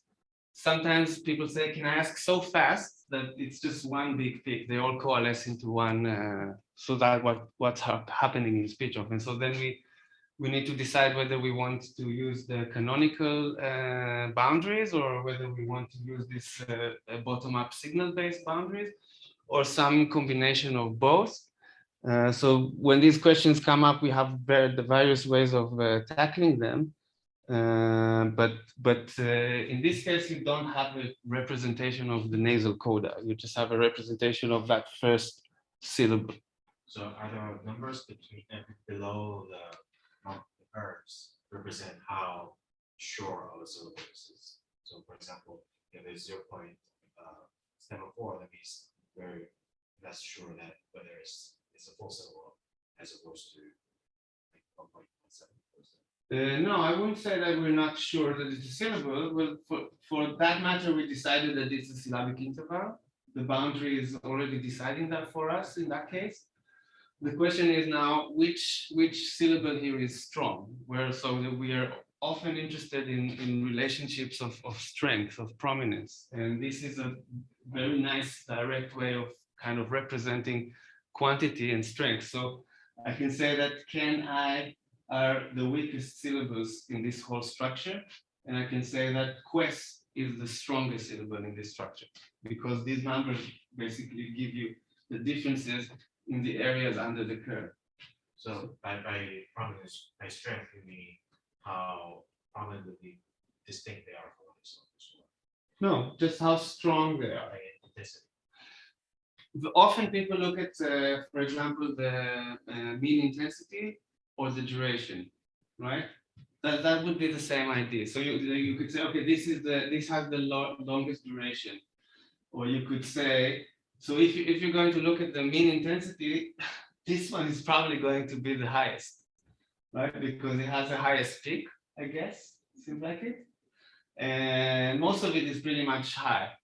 Now, actually, this one has many areas that are not so high. So now if I'm going to do the average of this in terms of intensity, it's going to give me a value that's lower than this. However, if I'm going to look at duration, it's going to say, okay, that's the strongest one. So these are two different abstract ways of capturing strength. What we're saying here is, okay, these are interesting ways of looking at things. And what contributes to strength? Is it the power? Is it the duration? But what is perceived eventually by the listener as stronger has to be a combination of these two things. And this tries to capture that combination of two things. So this said, okay, this is the strongest in terms of how much prosodic power these syllables have, or which syllable is the most is the strongest. And I'm not talking about F0 at all right now. I'm just talking about again, think of intensity and duration. But is the periodic energy also part of resolution? Because, for example, if we zoom in into a very fine resolution, can we also see the bond between U and or if we zoom out, we will miss the division between can I ask?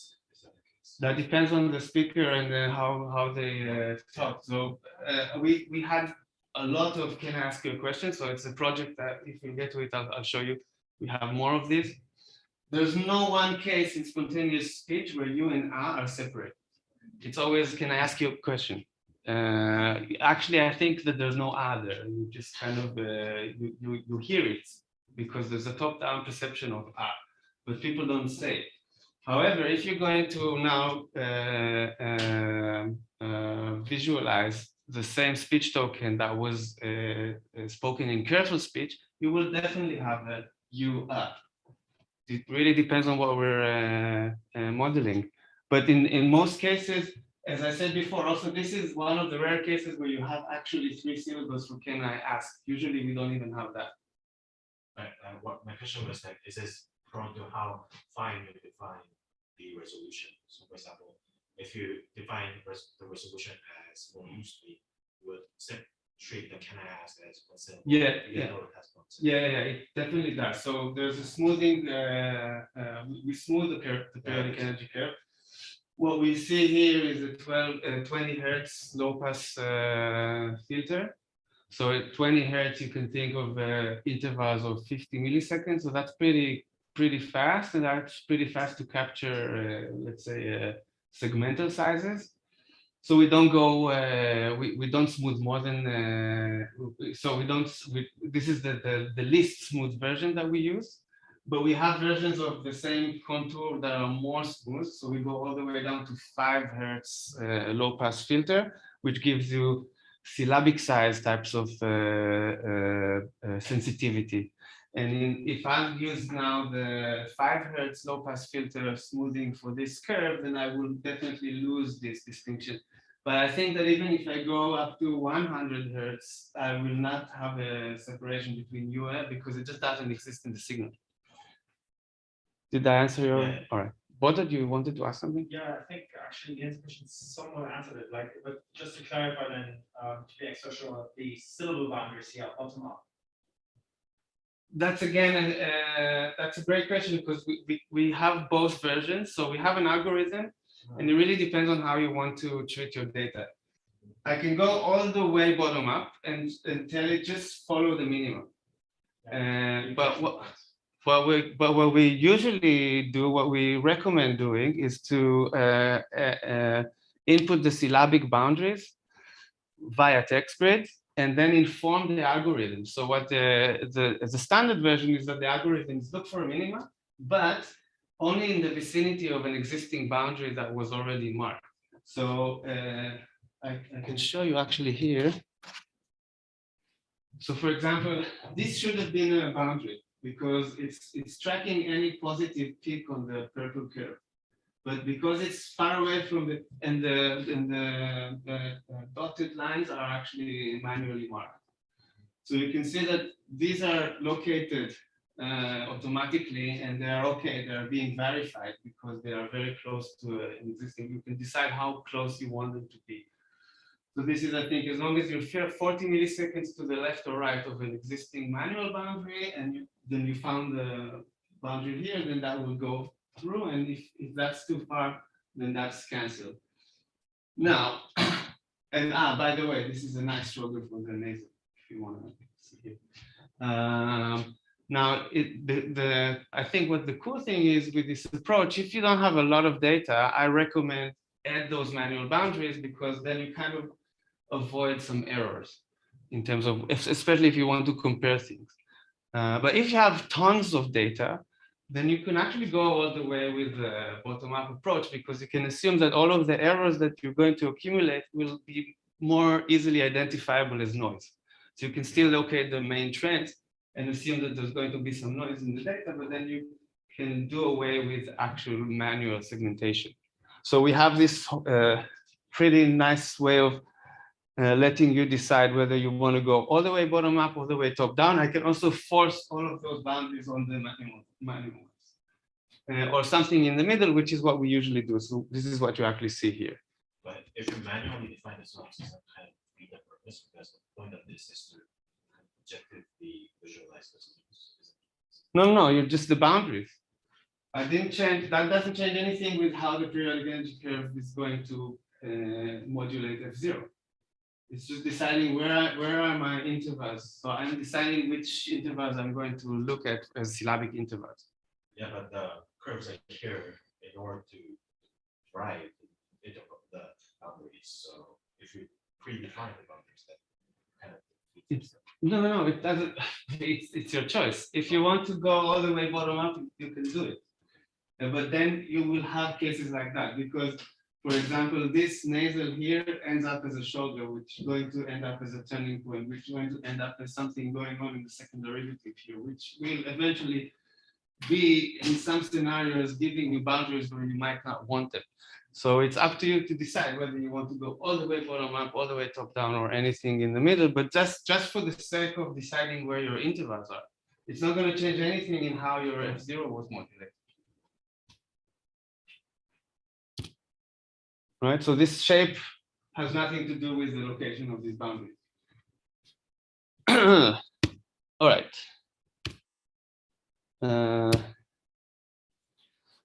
Okay, so one thing that we can do, so now what I ended with is to say that the dashed red line in the center of each interval represents the center of mass. And the center of mass is a very crucial landmark that we use here. So one thing that we can do it with it, for example, is to measure local speech rates in line with the prior's framework as the distance between the centers, right? So just like I'm looking at, so the idea, if you think of priors, is that we're actually, these two timescales where we get two very different types of perceptual effects are basically the same thing. They're just two different timescales. So we're trying to look at speech rate exactly like we look at F0. So we're looking at the distance between repeating events and we measure them. So this curve actually shows you that the distances are now becoming increasingly larger. So the curve is falling. So it's as if you have a final length in here. So is this like a regression of? No, this is the distances, the temporal distance between centers now that I have the centers of each interval, I can do all sorts of things. The first thing I'm showing you is that I can look at speech rate. Right, so I'm just looking at the distances between syllables. So it represents the syllable per. Like how many syllables are. So for example, No, it's just a way of thinking. So if you want to model speech rate, there are various ways of thinking about it. This is one way. It's pretty much in line with the Pitziger's dissertation from 2001. And not a lot of people, except for Francesco, were following this type of representation of speech rate. But this is definitely something that we want to do with this toolbox, and that's something that you could very easily do, because once you have those centers of mass, that you can easily think of the temporal distance between them, just like you think of the temporal distance between glottal pulses, that you give the difference between the curve going down and the curve going up. So what is this shape? It's how far are the pulses from one another. What is this shape is how far the centers are from one from another. It's inverted, isn't it? Sorry? It's inverted. Eventually, yes. Yeah, Because like, I mean, the centers are closer to each other and it's high, so I would expect it to be. yeah, it's inverted. So I can, when we do the hands-on session, I can show exactly what we do here. Is again, it's actually very simple. We're just looking at the distances, and then we interpolate over that, and then we invert it.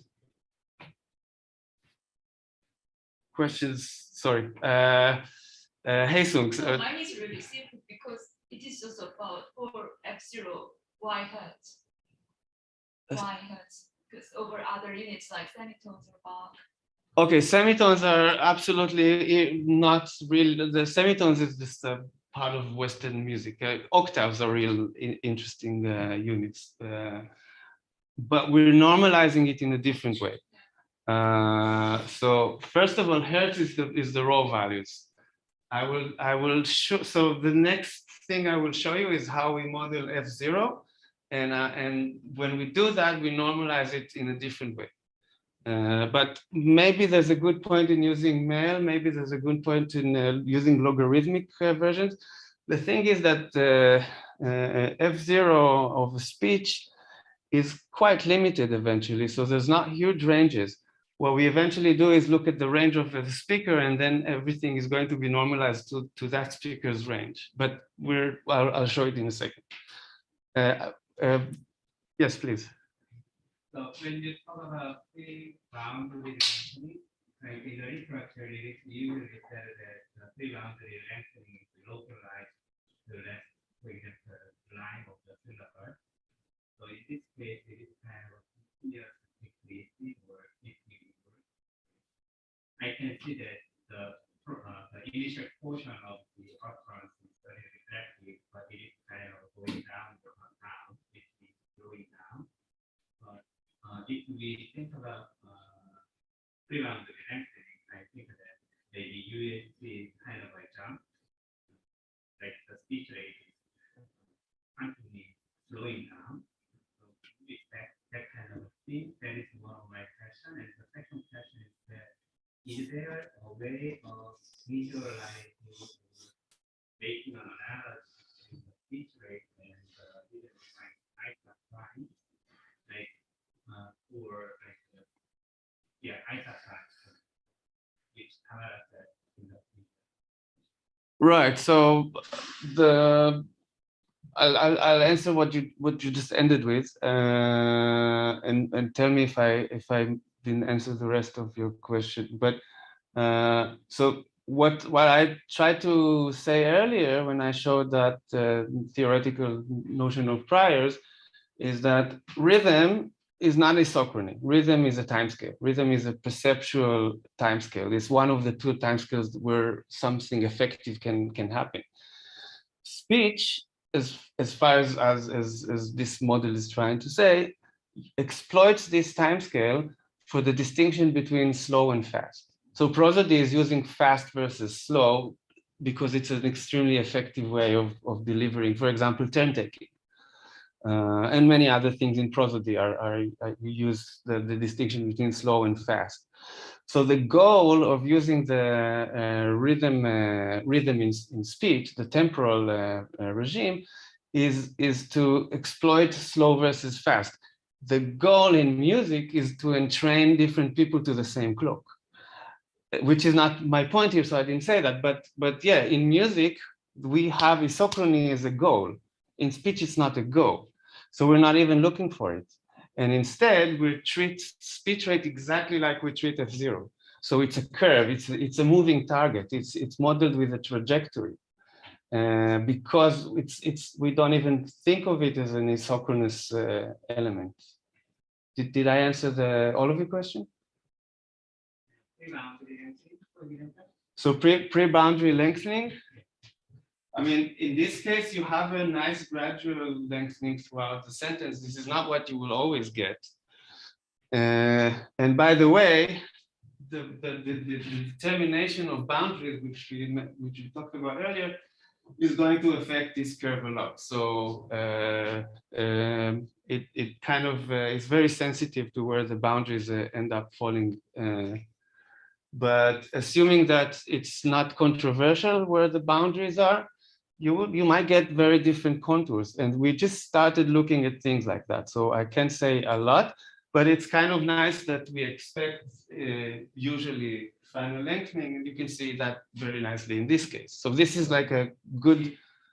If I interrupt, if the like parents like this gradually going down, and then there is this jump down, and then going. Yeah, that could definitely happen. Like I think we will. Again, this is actually, I'm showing that, but of all the different metrics that I want to show you, this is the only one that we never ever really tried. So that's the one that's still experimental, I would say. The other ones we actually tried, and then if it's not going to be too late, I will show you some examples from studies that were already published where we actually use those metrics. So about this metric, I think there's a lot of questions to be answered if you're going to apply that for anything. But in terms of the idea, what the toolbox is doing, the theoretical aspect and the methodological aspect, that's the story. Whether we will get all sorts of contours, I think yes. I think you'll find anything. So for example, one thing I want to do now, so you know the calling contour, like Francesco, hey soon. So people sometimes describe the calling contour with a combination of tones, right? But then this sequence of tones, you will find it fitting with many other different intonation contours that are not the calling contour. So I think that we need also speech rate contour to more, let's say, holistically describe a calling contour. So I think that would be very good for that. But again, that we didn't try it yet. That's the experimental bit of this whole toolbox. So just to clarify, so these boundaries are not the same as what we actually perceive as syllables. Why not? Because if you see kind of as part as the purely chronological approach, it can be either 1 or 2 based on how smooth the curve. But if you ask people how many syllables are there, it kind of has, and no one would never say that as 1 syllable because we have top-down knowledge. So if you want to use the canonical syllables, you enter them here, and that's what you have. If you want to use the signal, then you look at the periodic energy curve. If you have a certain type of data that requires a smoothing that different from, so 20 hertz low pass filter is the default. If for some tasks you might want to go lower, again, there's no really good reason to go above. But it's really your decision whether you want to consider the canonical syllable or the actual breaks in the periodic energy as what you would count as syllables. I'm not deciding in advance. It's really a matter of what is your research question, what is your data, and the toolbox allows you to make this decision and use whatever you want. Our perception of syllable, like not categorical, but rather based on how we like internally define syllables. I mean, if I think like native speakers would have the consensual knowledge that kind of has this composed of two syllables, and not that, oh, we can maybe be one syllable or two syllables based on how I write. Like here, it's based on the criteria we pose, but the way we perceive syllables is more or less categorical. Again, it depends on the question. I'm not sure that I would necessarily agree with you. I probably would agree with what you said in some contexts and in others not. So it really is depending. And if you're now looking at something that requires you to see where the canonical syllables are, then you can force, and even let's say that you just have, like we do indeed have, like you don't even have these little meaningless. Let's say that you even under 20 hertz low pass filter, you still have this one bump. And let's say that you want to say, okay, I want to see the three syllables here, then I will tell my system, okay, consider these boundaries as boundaries that you have to include in the analysis. Even if the periodic energy does not give you these boundaries, I can force you to use those boundaries.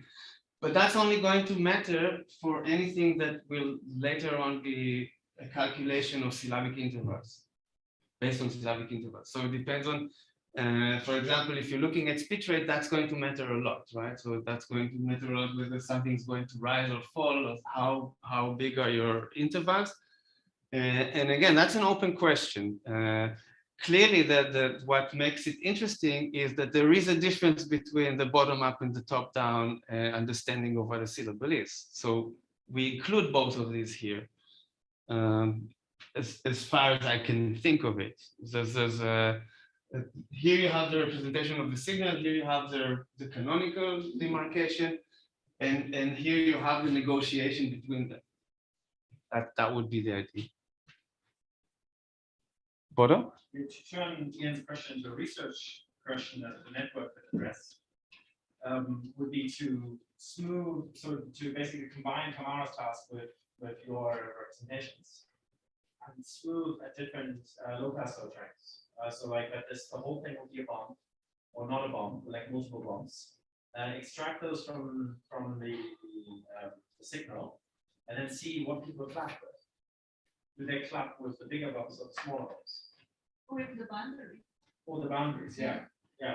Yeah, well, it depends what your question is. No, but I mean, that would give you a bottom-up evidence, perceptual evidence. But why do you think that there's one answer to the question of how many syllables there are here? I don't think there's one answer to this question. Depends on what you think a syllable is. For example, this whole system is absolutely perceptual, 100%. Do I think that syllables are only perceptual? There's also articulatory organizational principles that make syllables, which are not at all represented in this work. So I think that a syllable is just a name for many different things that kind of define basic units of speech. Which one of them is going to be the relevant to your research question is now, so are you going to do articulatory phonology and looking at organizational principles of your articulators? That's one way of looking at syllables. You want to think about it as what drives one bump of periodic energy, then go all the way bottom up. Do you want to think about it as a negotiation between the two? Then we also have that here, which is what we usually do. So you don't see syllable as like a mental reality, you see it as like a social construct or construct for continuous research. No, I don't feel the need to define syllable for other people here. I feel the need to consider various constructs of syllabic intervals and then allowing you to decide which one of them is the one that you want to work with. Sorry, just to check to finish the thought. So to me, a syllable was always, so my watch is just being shouted right now. So to me, a syllable was always the thing to be shouted. And so, I mean, maybe that's too simplified, but like aligning those notions, I think is a really interesting research paradigm. Absolutely, and then you can use that exactly. if that's interesting to you, yeah. I think people in the network should do this.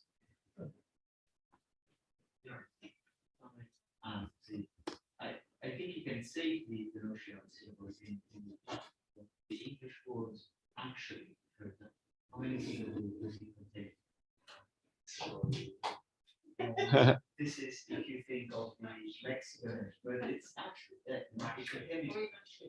yeah, the literature on reduction tells you that you can access the lexical form, which is fully specified and also complete syllables, but I think I've never said actually. In fact, some of my that's cool. But if you play a word game, if you play a word game, it's like invert the word into the opposite direction. Well, anyone will say like we actually. That's interesting, but it's a word game. Then you're using canonical representations. I mean, obviously. Kind of prescript. Right. Even with image without like orthographical. I think it's a game based on some sort of representation. But in reality, there's 2 beats in action. But that's the cool thing, is that so what changes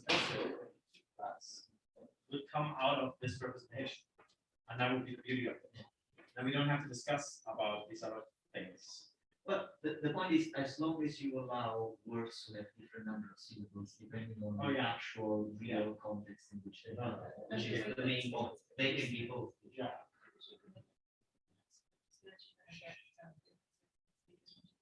Yeah. There was a question behind you, Francesco. Sorry.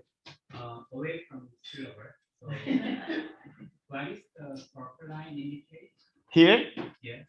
So this is just to show you how we locate the minima, and that's a standard procedure. So so it's just the second derivative. Second derivative. So the green is actually the second derivative.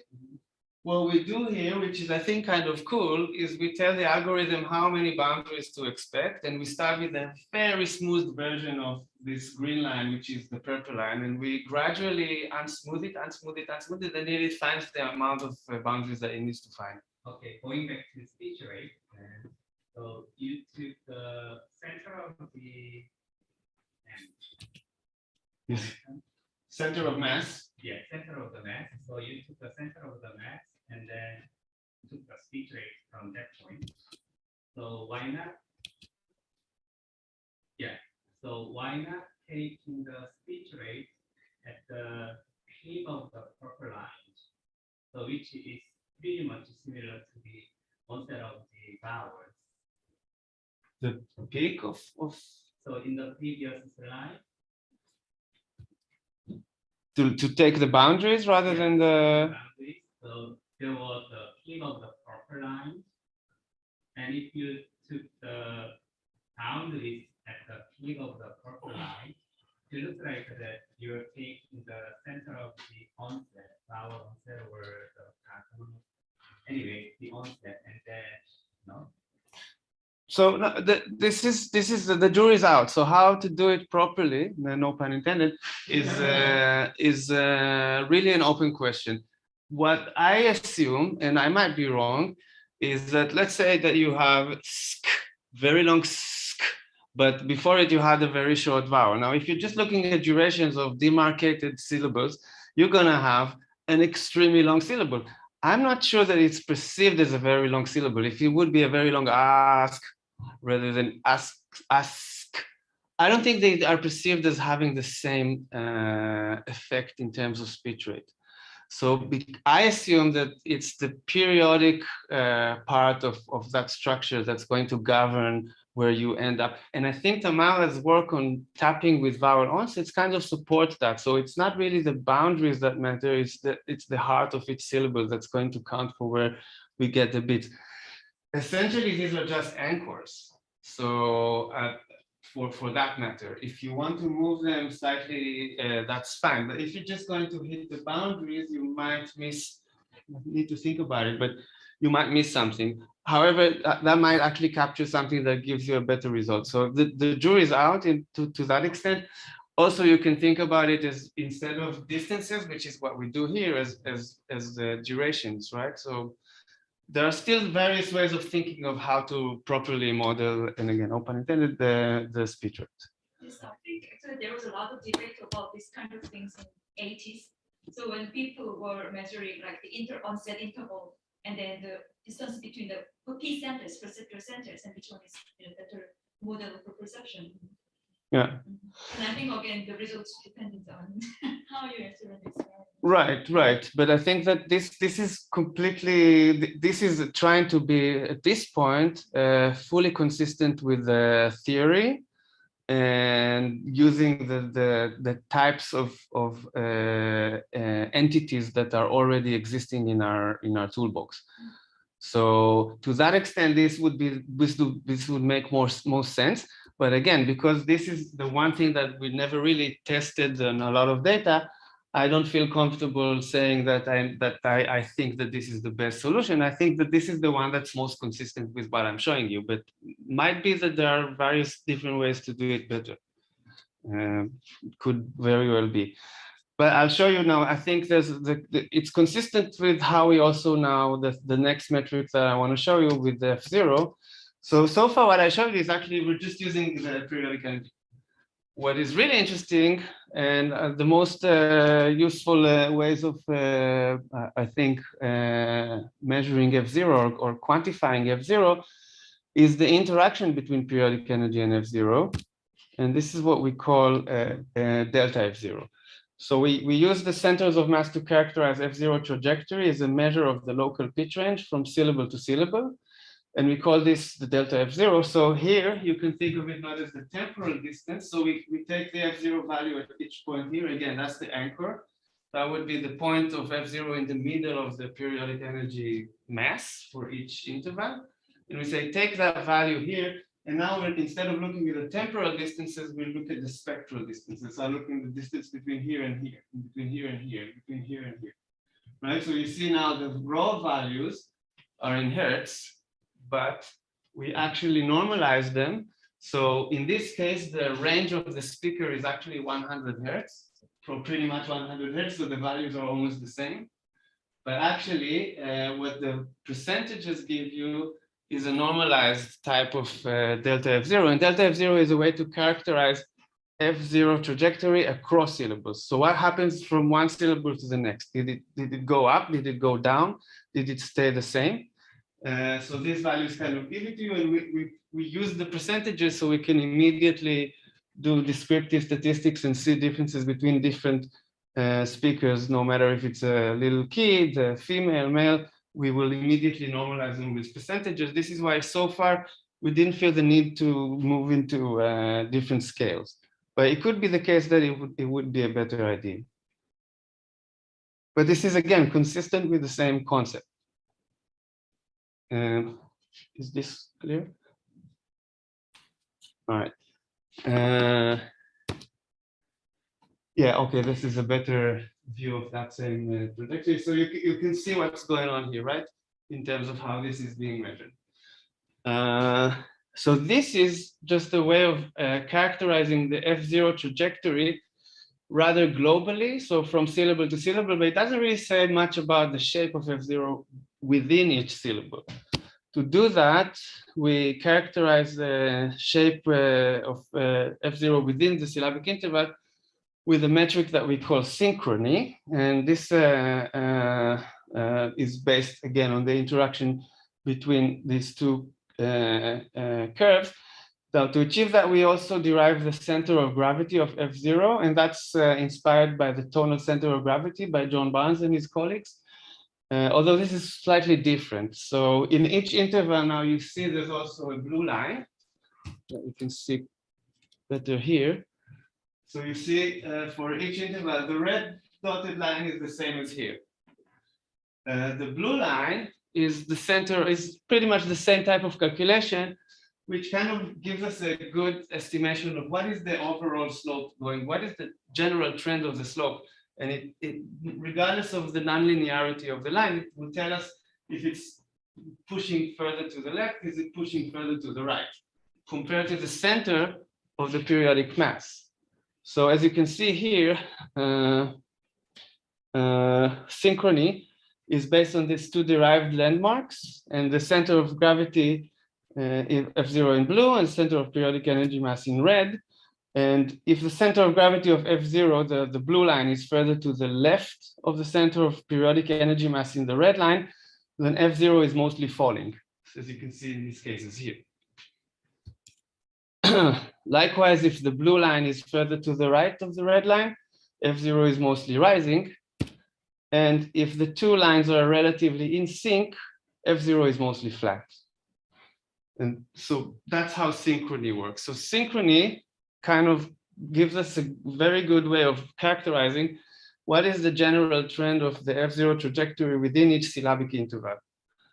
So delta F0 tells us what is the more global shape of F0 going from syllable to syllable. Synchrony tells us what is the internal shape of F0 within each interval. And it's all based on continuous, these two continuous time series and their derived landmarks. Is this part clear? Questions? All right, so I'll give you some examples. How much time do we have? Okay, I'll try to be quick. So I start with something that was published recently and made me very happy. And Bodo was part of this story. So Bodo and two other colleagues from Cologne, Lois Muke and Simon Versig, just published very recently this paper where they compared different phonetic parameters in terms of different types of focus in German. The one type of comparison they did. So, okay, so first of all, let's just explain the type of speech that they were looking at. So they had sentences like this one, hat den Hammer auf die Nadel gelegt. He put the hammer on the Nadel, the nonce word. And then you have different, given the context and that were elicited, you had broad focus, narrow focus, and contrastive focus, where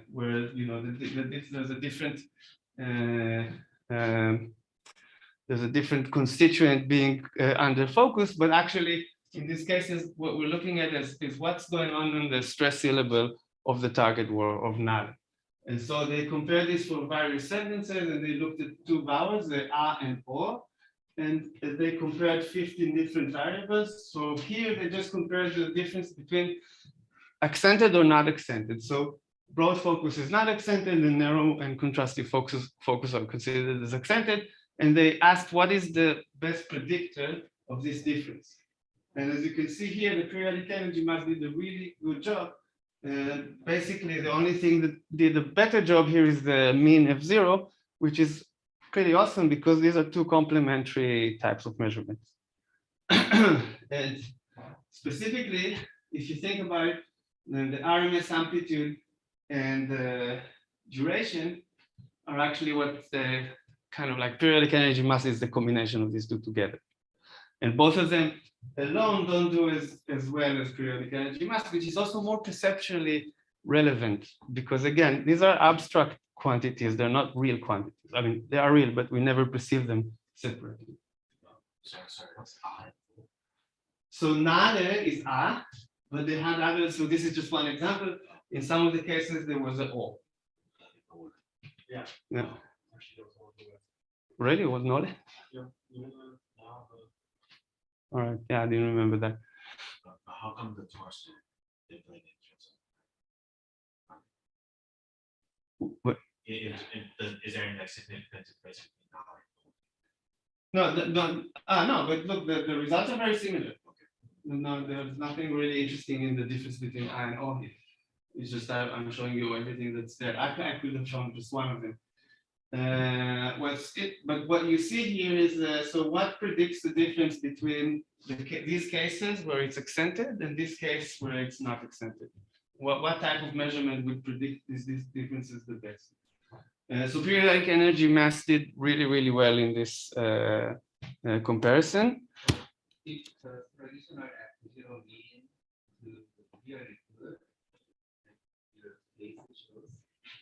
Sorry? So the mean, the traditional F0 mean, like mean F0 value is the best data, right? Yeah. For this data set, yes. But this data set, I have to say, is elicited speech with a very clear F0 movement. So it's not entirely surprising. What is actually very nice to see is that regardless of the designed F0 movement, periodic energy mass did a really good job at separating the two. So you show that Sorry? I was expecting that, okay, if tradition as zero is really rare, then what is the use of periodic energy mass? It's a completely different measurement. So people look at intensity, duration, and F0. That's like usually what they do. So this is intensity and duration for you, rolled into one entity that is kind of giving you the real quantity or perception of strength.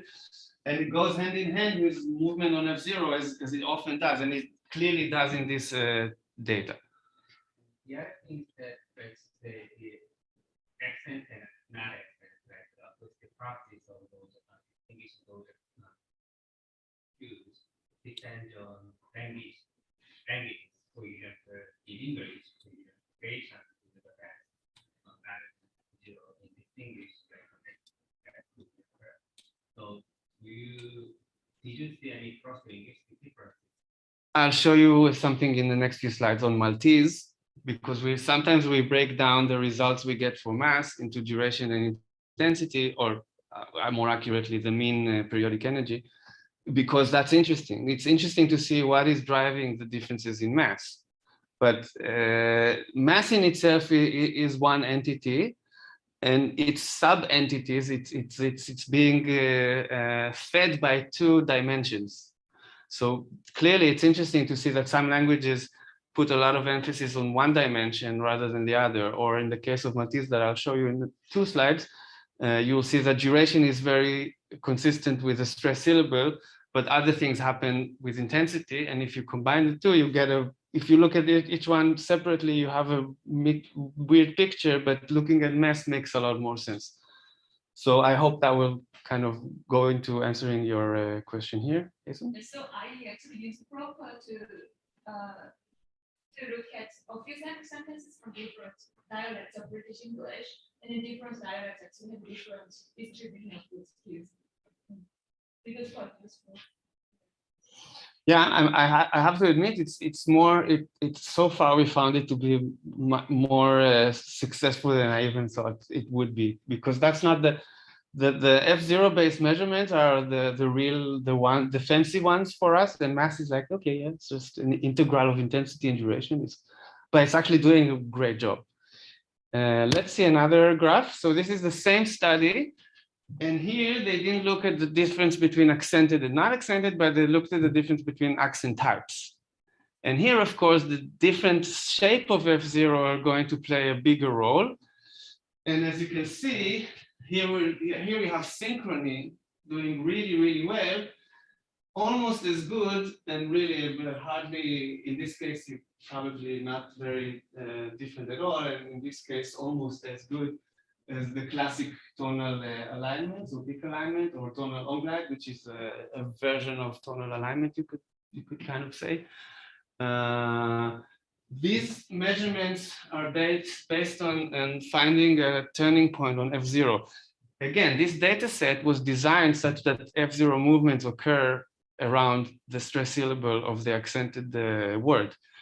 But what do you do when you don't have something like that? So if you could still always use synchrony, you don't have to change anything. Synchrony is going to still give you a value for every syllable that you're going to look at.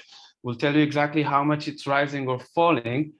Whereas with tonal alignment type of measurements, you have to have a rise fall peak to begin with. And you have to demarcate your stress syllable and then look at the distances between them.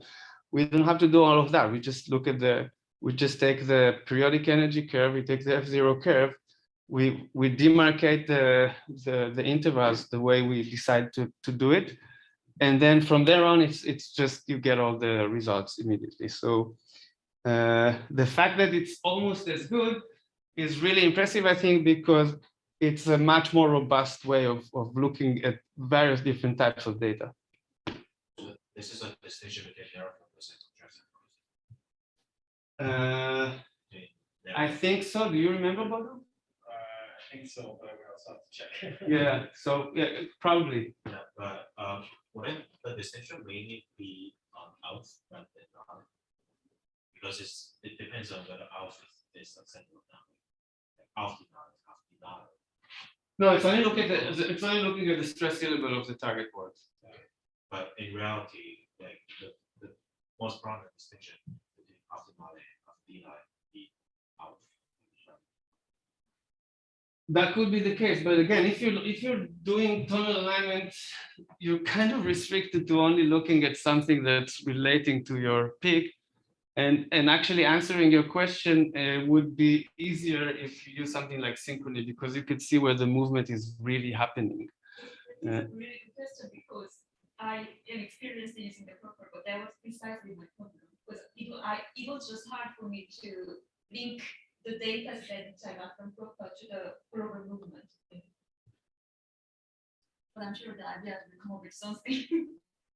I hope. All right, but does this make sense? Okay, I'll show you a few other studies. So this is actually an external study. I really love it because our friends did it, and but they're not connected to this project, and they found these results, and this is great. But the rest of what I'm showing you is more internal stuff. So things that people from our group used in order to analyze data. So the first one I want to show you is data from German and Italian de-accentuation patterns. And this is from Simona Sbrana and other members of our lab. And what you basically have here is speech types, speech examples like, so it's always adjective noun, they're always bisyllabic. So you have melanera for black apple in Italian, or grüne Welle for green wave in German. These types of items, and they're elicited in contexts where some items are either given or new. Okay, so you have the given new in green. So the first is given, the second is new is what you have in green, or the opposite direction in red. So if the first item is new and the second is given, that's the red cases. And in all of them, the first syllable in each word is the stress syllable, right? So syllable 1 is the stress, and syllable 3 is the stress one. Now, what you usually assume, or what we kind of, the literature assumed, is that Italians don't de-accentuate and Germans do. So if you want to just test that, you can look at what happens with your green violin plots in syllable 1 and in syllable 3. So in the case of Italian, you can see that, sorry, look at the red one, right? So you have the new, this is new, and this is the given, and both of them are strong. Right now, if I go to the L1 German, this is new and this is given. So you can see this is a de-accentuation pattern, because these are two stressed ones, but the only difference is the status of new and given. Okay. So that, you can see that. Now, what happens when Italians speak L2 German? And that's really astonishing. They actually de-accentuate, but they de-accentuate also the given new. Because it's, so one way to explain it is they get the fact that you have to de-accentuate in German, but they do it more stylistically rather than based on the information status. That's one way of explaining that. I don't necessarily married to this explanation, but this data is kind of cool because it shows you what Italians and Germans do differently and what Italians do when they speak German.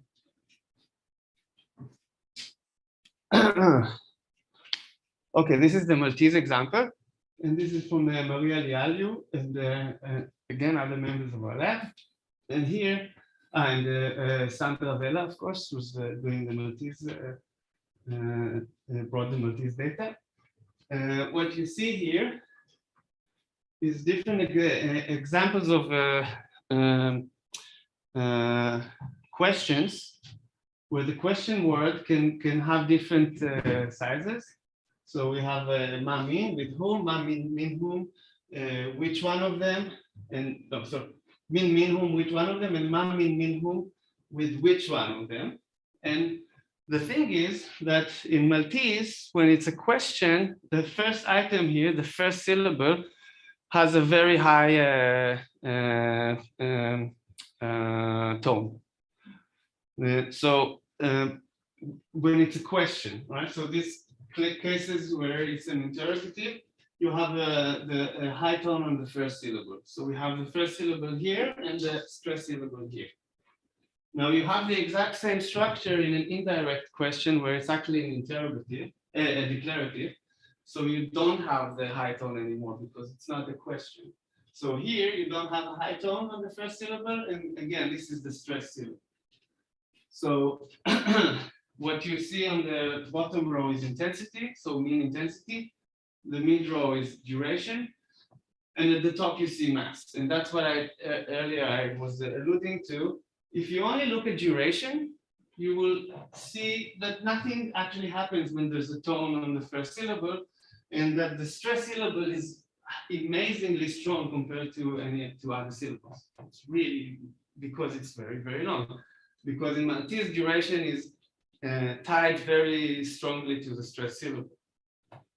Now, if you look at the mean intensity, you have an opposite picture. The stress syllable is lower in terms of mean intensity than that first syllable, and high tone kind of increases a bit in terms of the overall intensity, but just a little bit.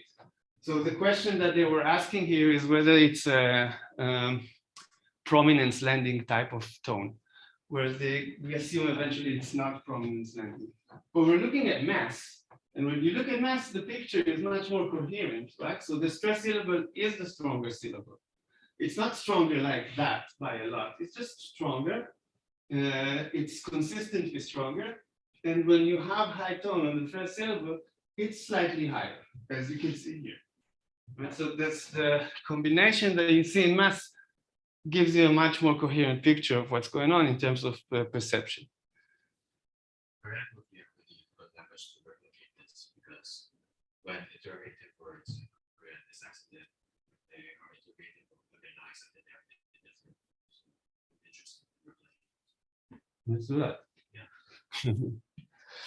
Yeah, so that's I think another a good example of how mass is actually doing a good job, and why it's still interesting to look at the other dimensions, right? It's still interesting to see these graphs, but I think that looking at only these graphs as we usually do will not give us a good answer, and we need that one to actually have the full story, and then this can kind of explain what is behind it, the different dimensions of quantity. All right, I don't have a lot of time. So this is the study we had. So this is actually one of the first things we did, and this is not one where we looked at the different metrics. This is one where we kind of present the periograms. And this poster was presented as part of the Prosody Visualization Challenge that Ann Cutler, who just recently died, was championing. And this poster was presented in ICPHS in Melbourne in 2019 and won the competition. So what we did here, we took from the cool thing about it is this is spontaneous speech. It's taken from the TV news archive. So it's mostly news shows from American TV. And we kind of, so this is cherry picking. This is not an attempt to really characterize anything, because this is a visualization challenge. What we wanted to show here is that the periograms can be very, very useful in showing perceived pitch. I'm pretty sure that if we would do it systematically, we could pretty much follow this idea here. So we try to characterize different functions of what people do, because the idea here is that it's always, can I ask you a question? It's the exact same lexical string. What differs is what is the prosody behind it. And the cool thing is that people use this structure to mean different things. So sometimes it's in order to take the floor, to grab attention. Sometimes it's a polite request. Sometimes it's said in a way that kind of projects controversy. This is how we call this. Different types of functions. But what you can see nicely is that the periograms very clearly show you the similarities between these different contours. Is this clear? All right. And finally, I'll do it really quickly. This is from a study that we're doing right now, and Hesung is working with us on it. And I just want to show you that using our these metrics is really easy, or kind of is a good way of exploring data that you have no idea what you want, what you will find. In this case, we had lots of data of the form of the dels, or whatever definite article in German, and then adjective, noun, two syllables, ableg. That's the form of these sentences. And they're comparing different types of noun phrases. So the adjective nouns in these cases change between things that are supposedly typical, like brown walnut, braunen Walnuss, or atypical noun phrases like walking Gurke, which is red cucumber. So that's like atypical. Question is whether these two noun phrases end up being different because one is typical, the other is atypical. And we don't know what to look for, because that's the idea. They threw a lot of data at us and asked us to find something that could be perceived in terms of prosody as manifesting this difference. So first thing we did is we look at synchrony, and you can see that here you have the atypical versions. So here you have stuff like the red cucumber, and this is the typical one, so things like the brown walnut. And if you look just by eyeballing, you can see that these graphs are very similar. There's nothing extremely different between these two versions. So synchrony means, again, what is the general trend of F0 within each syllable? If it's above 0, it's rising. If it's below 0, it's falling. You can see it's rising and falling pretty much to the same level, regardless of whether it's typical or atypical. We also look at the delta F0. Again, I remind you, delta F0 is how much F0 change from syllable to syllable. If it's above 0, it's high. If it's below 0, it's going down. And again, there's no big difference. If you look at the typical version, the atypical version, if you compare with your eyes, there's some differences here and there, but what we actually care about, the main ones are here, the 4 syllables in the center, no big difference. And much to our surprise, because we didn't think that there will be any difference, when we look at mass, there is one syllable, the final syllable in the noun phrase, that is very much different in the typical and atypical cases. We don't know why. We didn't expect it, but this is very reliable. And you can see, if we just look at different, so these two, if we look just at different nouns, you can see that all of these cases are typical, are pretty much like that, and all of the cases that are atypical. So these are the typical ones, these are the atypical ones. But you can see that they are also quite reliably having that same trend. And again, that was completely exploratory. So I think that's also kind of a convincing case for these toolbooks as something that you could use to look at your data and actually analyze it, even without having a hypothesis to begin with, for exploratory reasons. Right, so I think that I can conclude that the Pryor's proposal provides continuous primitives in auditory perception that we can effectively use in dynamic models of perception in phonology. Models of sonority in terms of pitch intelligibility reflect the evolution of languages as sound systems that utilize pitch for communicative uses. The proper toolbox demonstrates the advantages of these proposals in studying various aspects of prosody, and the proper design makes it well equipped to deal with natural speech.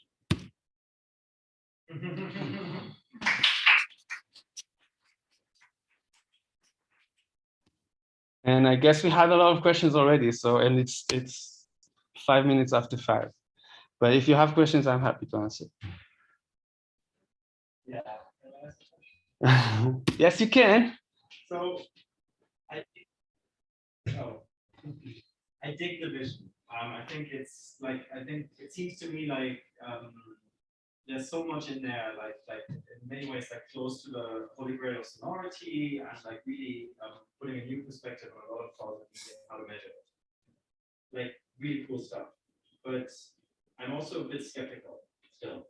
And the problem that I see is that in your talk and the way you frame things, you argue a lot from first principles based on how the auditory system works and these sorts of things. And it all makes a lot of sense.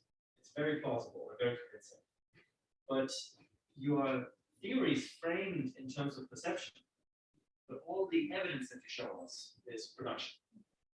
And I want to know whether you talk about, oh, this reflects perceived strength of syllables and on all of these things. I think actually what needs to be done is much more perception experiments and much less production experiments. Like stop the production experiments. I want to do the clapping task. I want to do the rapid prosody transcription task or something like that. I think that's really what answers, that really connects the perceptual story you have with the acoustic substrate. I agree. Yeah. So I'm doing some, and then so far I don't have really small set of experiments, but so far my conclusion is it depends on who you are testing and what kind of materials you're testing. So I used English occurrences from different dialects, and I tested English people from different dialect backgrounds and different age. They are all different. What do you mean they're all different? So for instance, like rotating prominence. Yeah. Yeah. So I didn't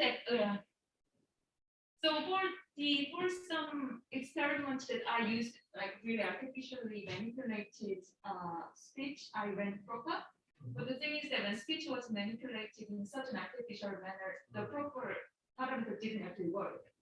So now I'm actually running another experiment to use more natural materials with proper metrics embedded in the analysis, and then I'm in the process of testing it with a young business and old business. So next year I will be able to update you on that. That's right. But I mean, for example, like because Tamara already has the data, she's done these tasks, and we might disagree with the sort of music entrainment story, but just as a comparing to vowel onsets, like using your measures to show that the asynchrony is less. I don't understand what you think we will find though, because Tamara, by the way, used periodic energy at some point. Like we gave her one of her older codes and they used it, but I don't think it was really relevant for the tapping experiments. So I don't know exactly what you think that you will find. But I definitely agree that we need a lot more experiments from different types to fully convince me and you and everybody else that this is the right way to go. But it's because it has a consistent way of thinking of how we go from auditory perception to linguistic analysis without losing sight of what actually should be relevant for perception and for linguistics, then I think then we already have a good story. Now we accumulate more and more data that so far is pretty good, but I agree this is just the beginning. I definitely want to believe that this is just the beginning, and I agree that we need a lot more perception experiment. I'm not sure I understand why you think that the clapping is the tapping thing is going to be relevant, but maybe we can talk about that and you can tell me what, because maybe I'm not understanding exactly what you mean. I think you may also reflect this understanding on my side. Could be, yeah. So maybe we need to talk about it a bit more. But I agree with your general criticism. Absolutely. I mean, depend on your the acoustic analysis is not traditional, but more like oratory, with acoustic analysis. In that case, maybe. So have you kind of compared your period energy peak to the P centers which were derived from, like, for instance, Sophie Scott's work? No, so I wonder whether how they're gonna be different. I think the Sophie Scott's P center is also has a kind of very similar ideas underlying me, but I think because I'm not 100% sure, but what I remember is that what Sophie Scott found was that actually the P center is between the bar onset and the energy peak. But maybe I might be making things up because there is quite a lot of literature about that. So I think it might actually Yeah, and I can't. I'm not an expert on the Peace Center. So, but again, any way of comparing this with other methods or using it on data and showing whether it shows you something that makes sense. Any one of these, anything we can add is more than welcome for sure. I wish I could do all of these things, but clearly I can't. And so I'm really happy that now more and more people adopt this, and then we can see how things work in a way that I could never do alone, right? We need more people to actually test this in like the paper that Bodo and his colleagues just published. That was like a gift for us in that sense, because we would have done that, but we just don't have the endless resources to do this ourselves.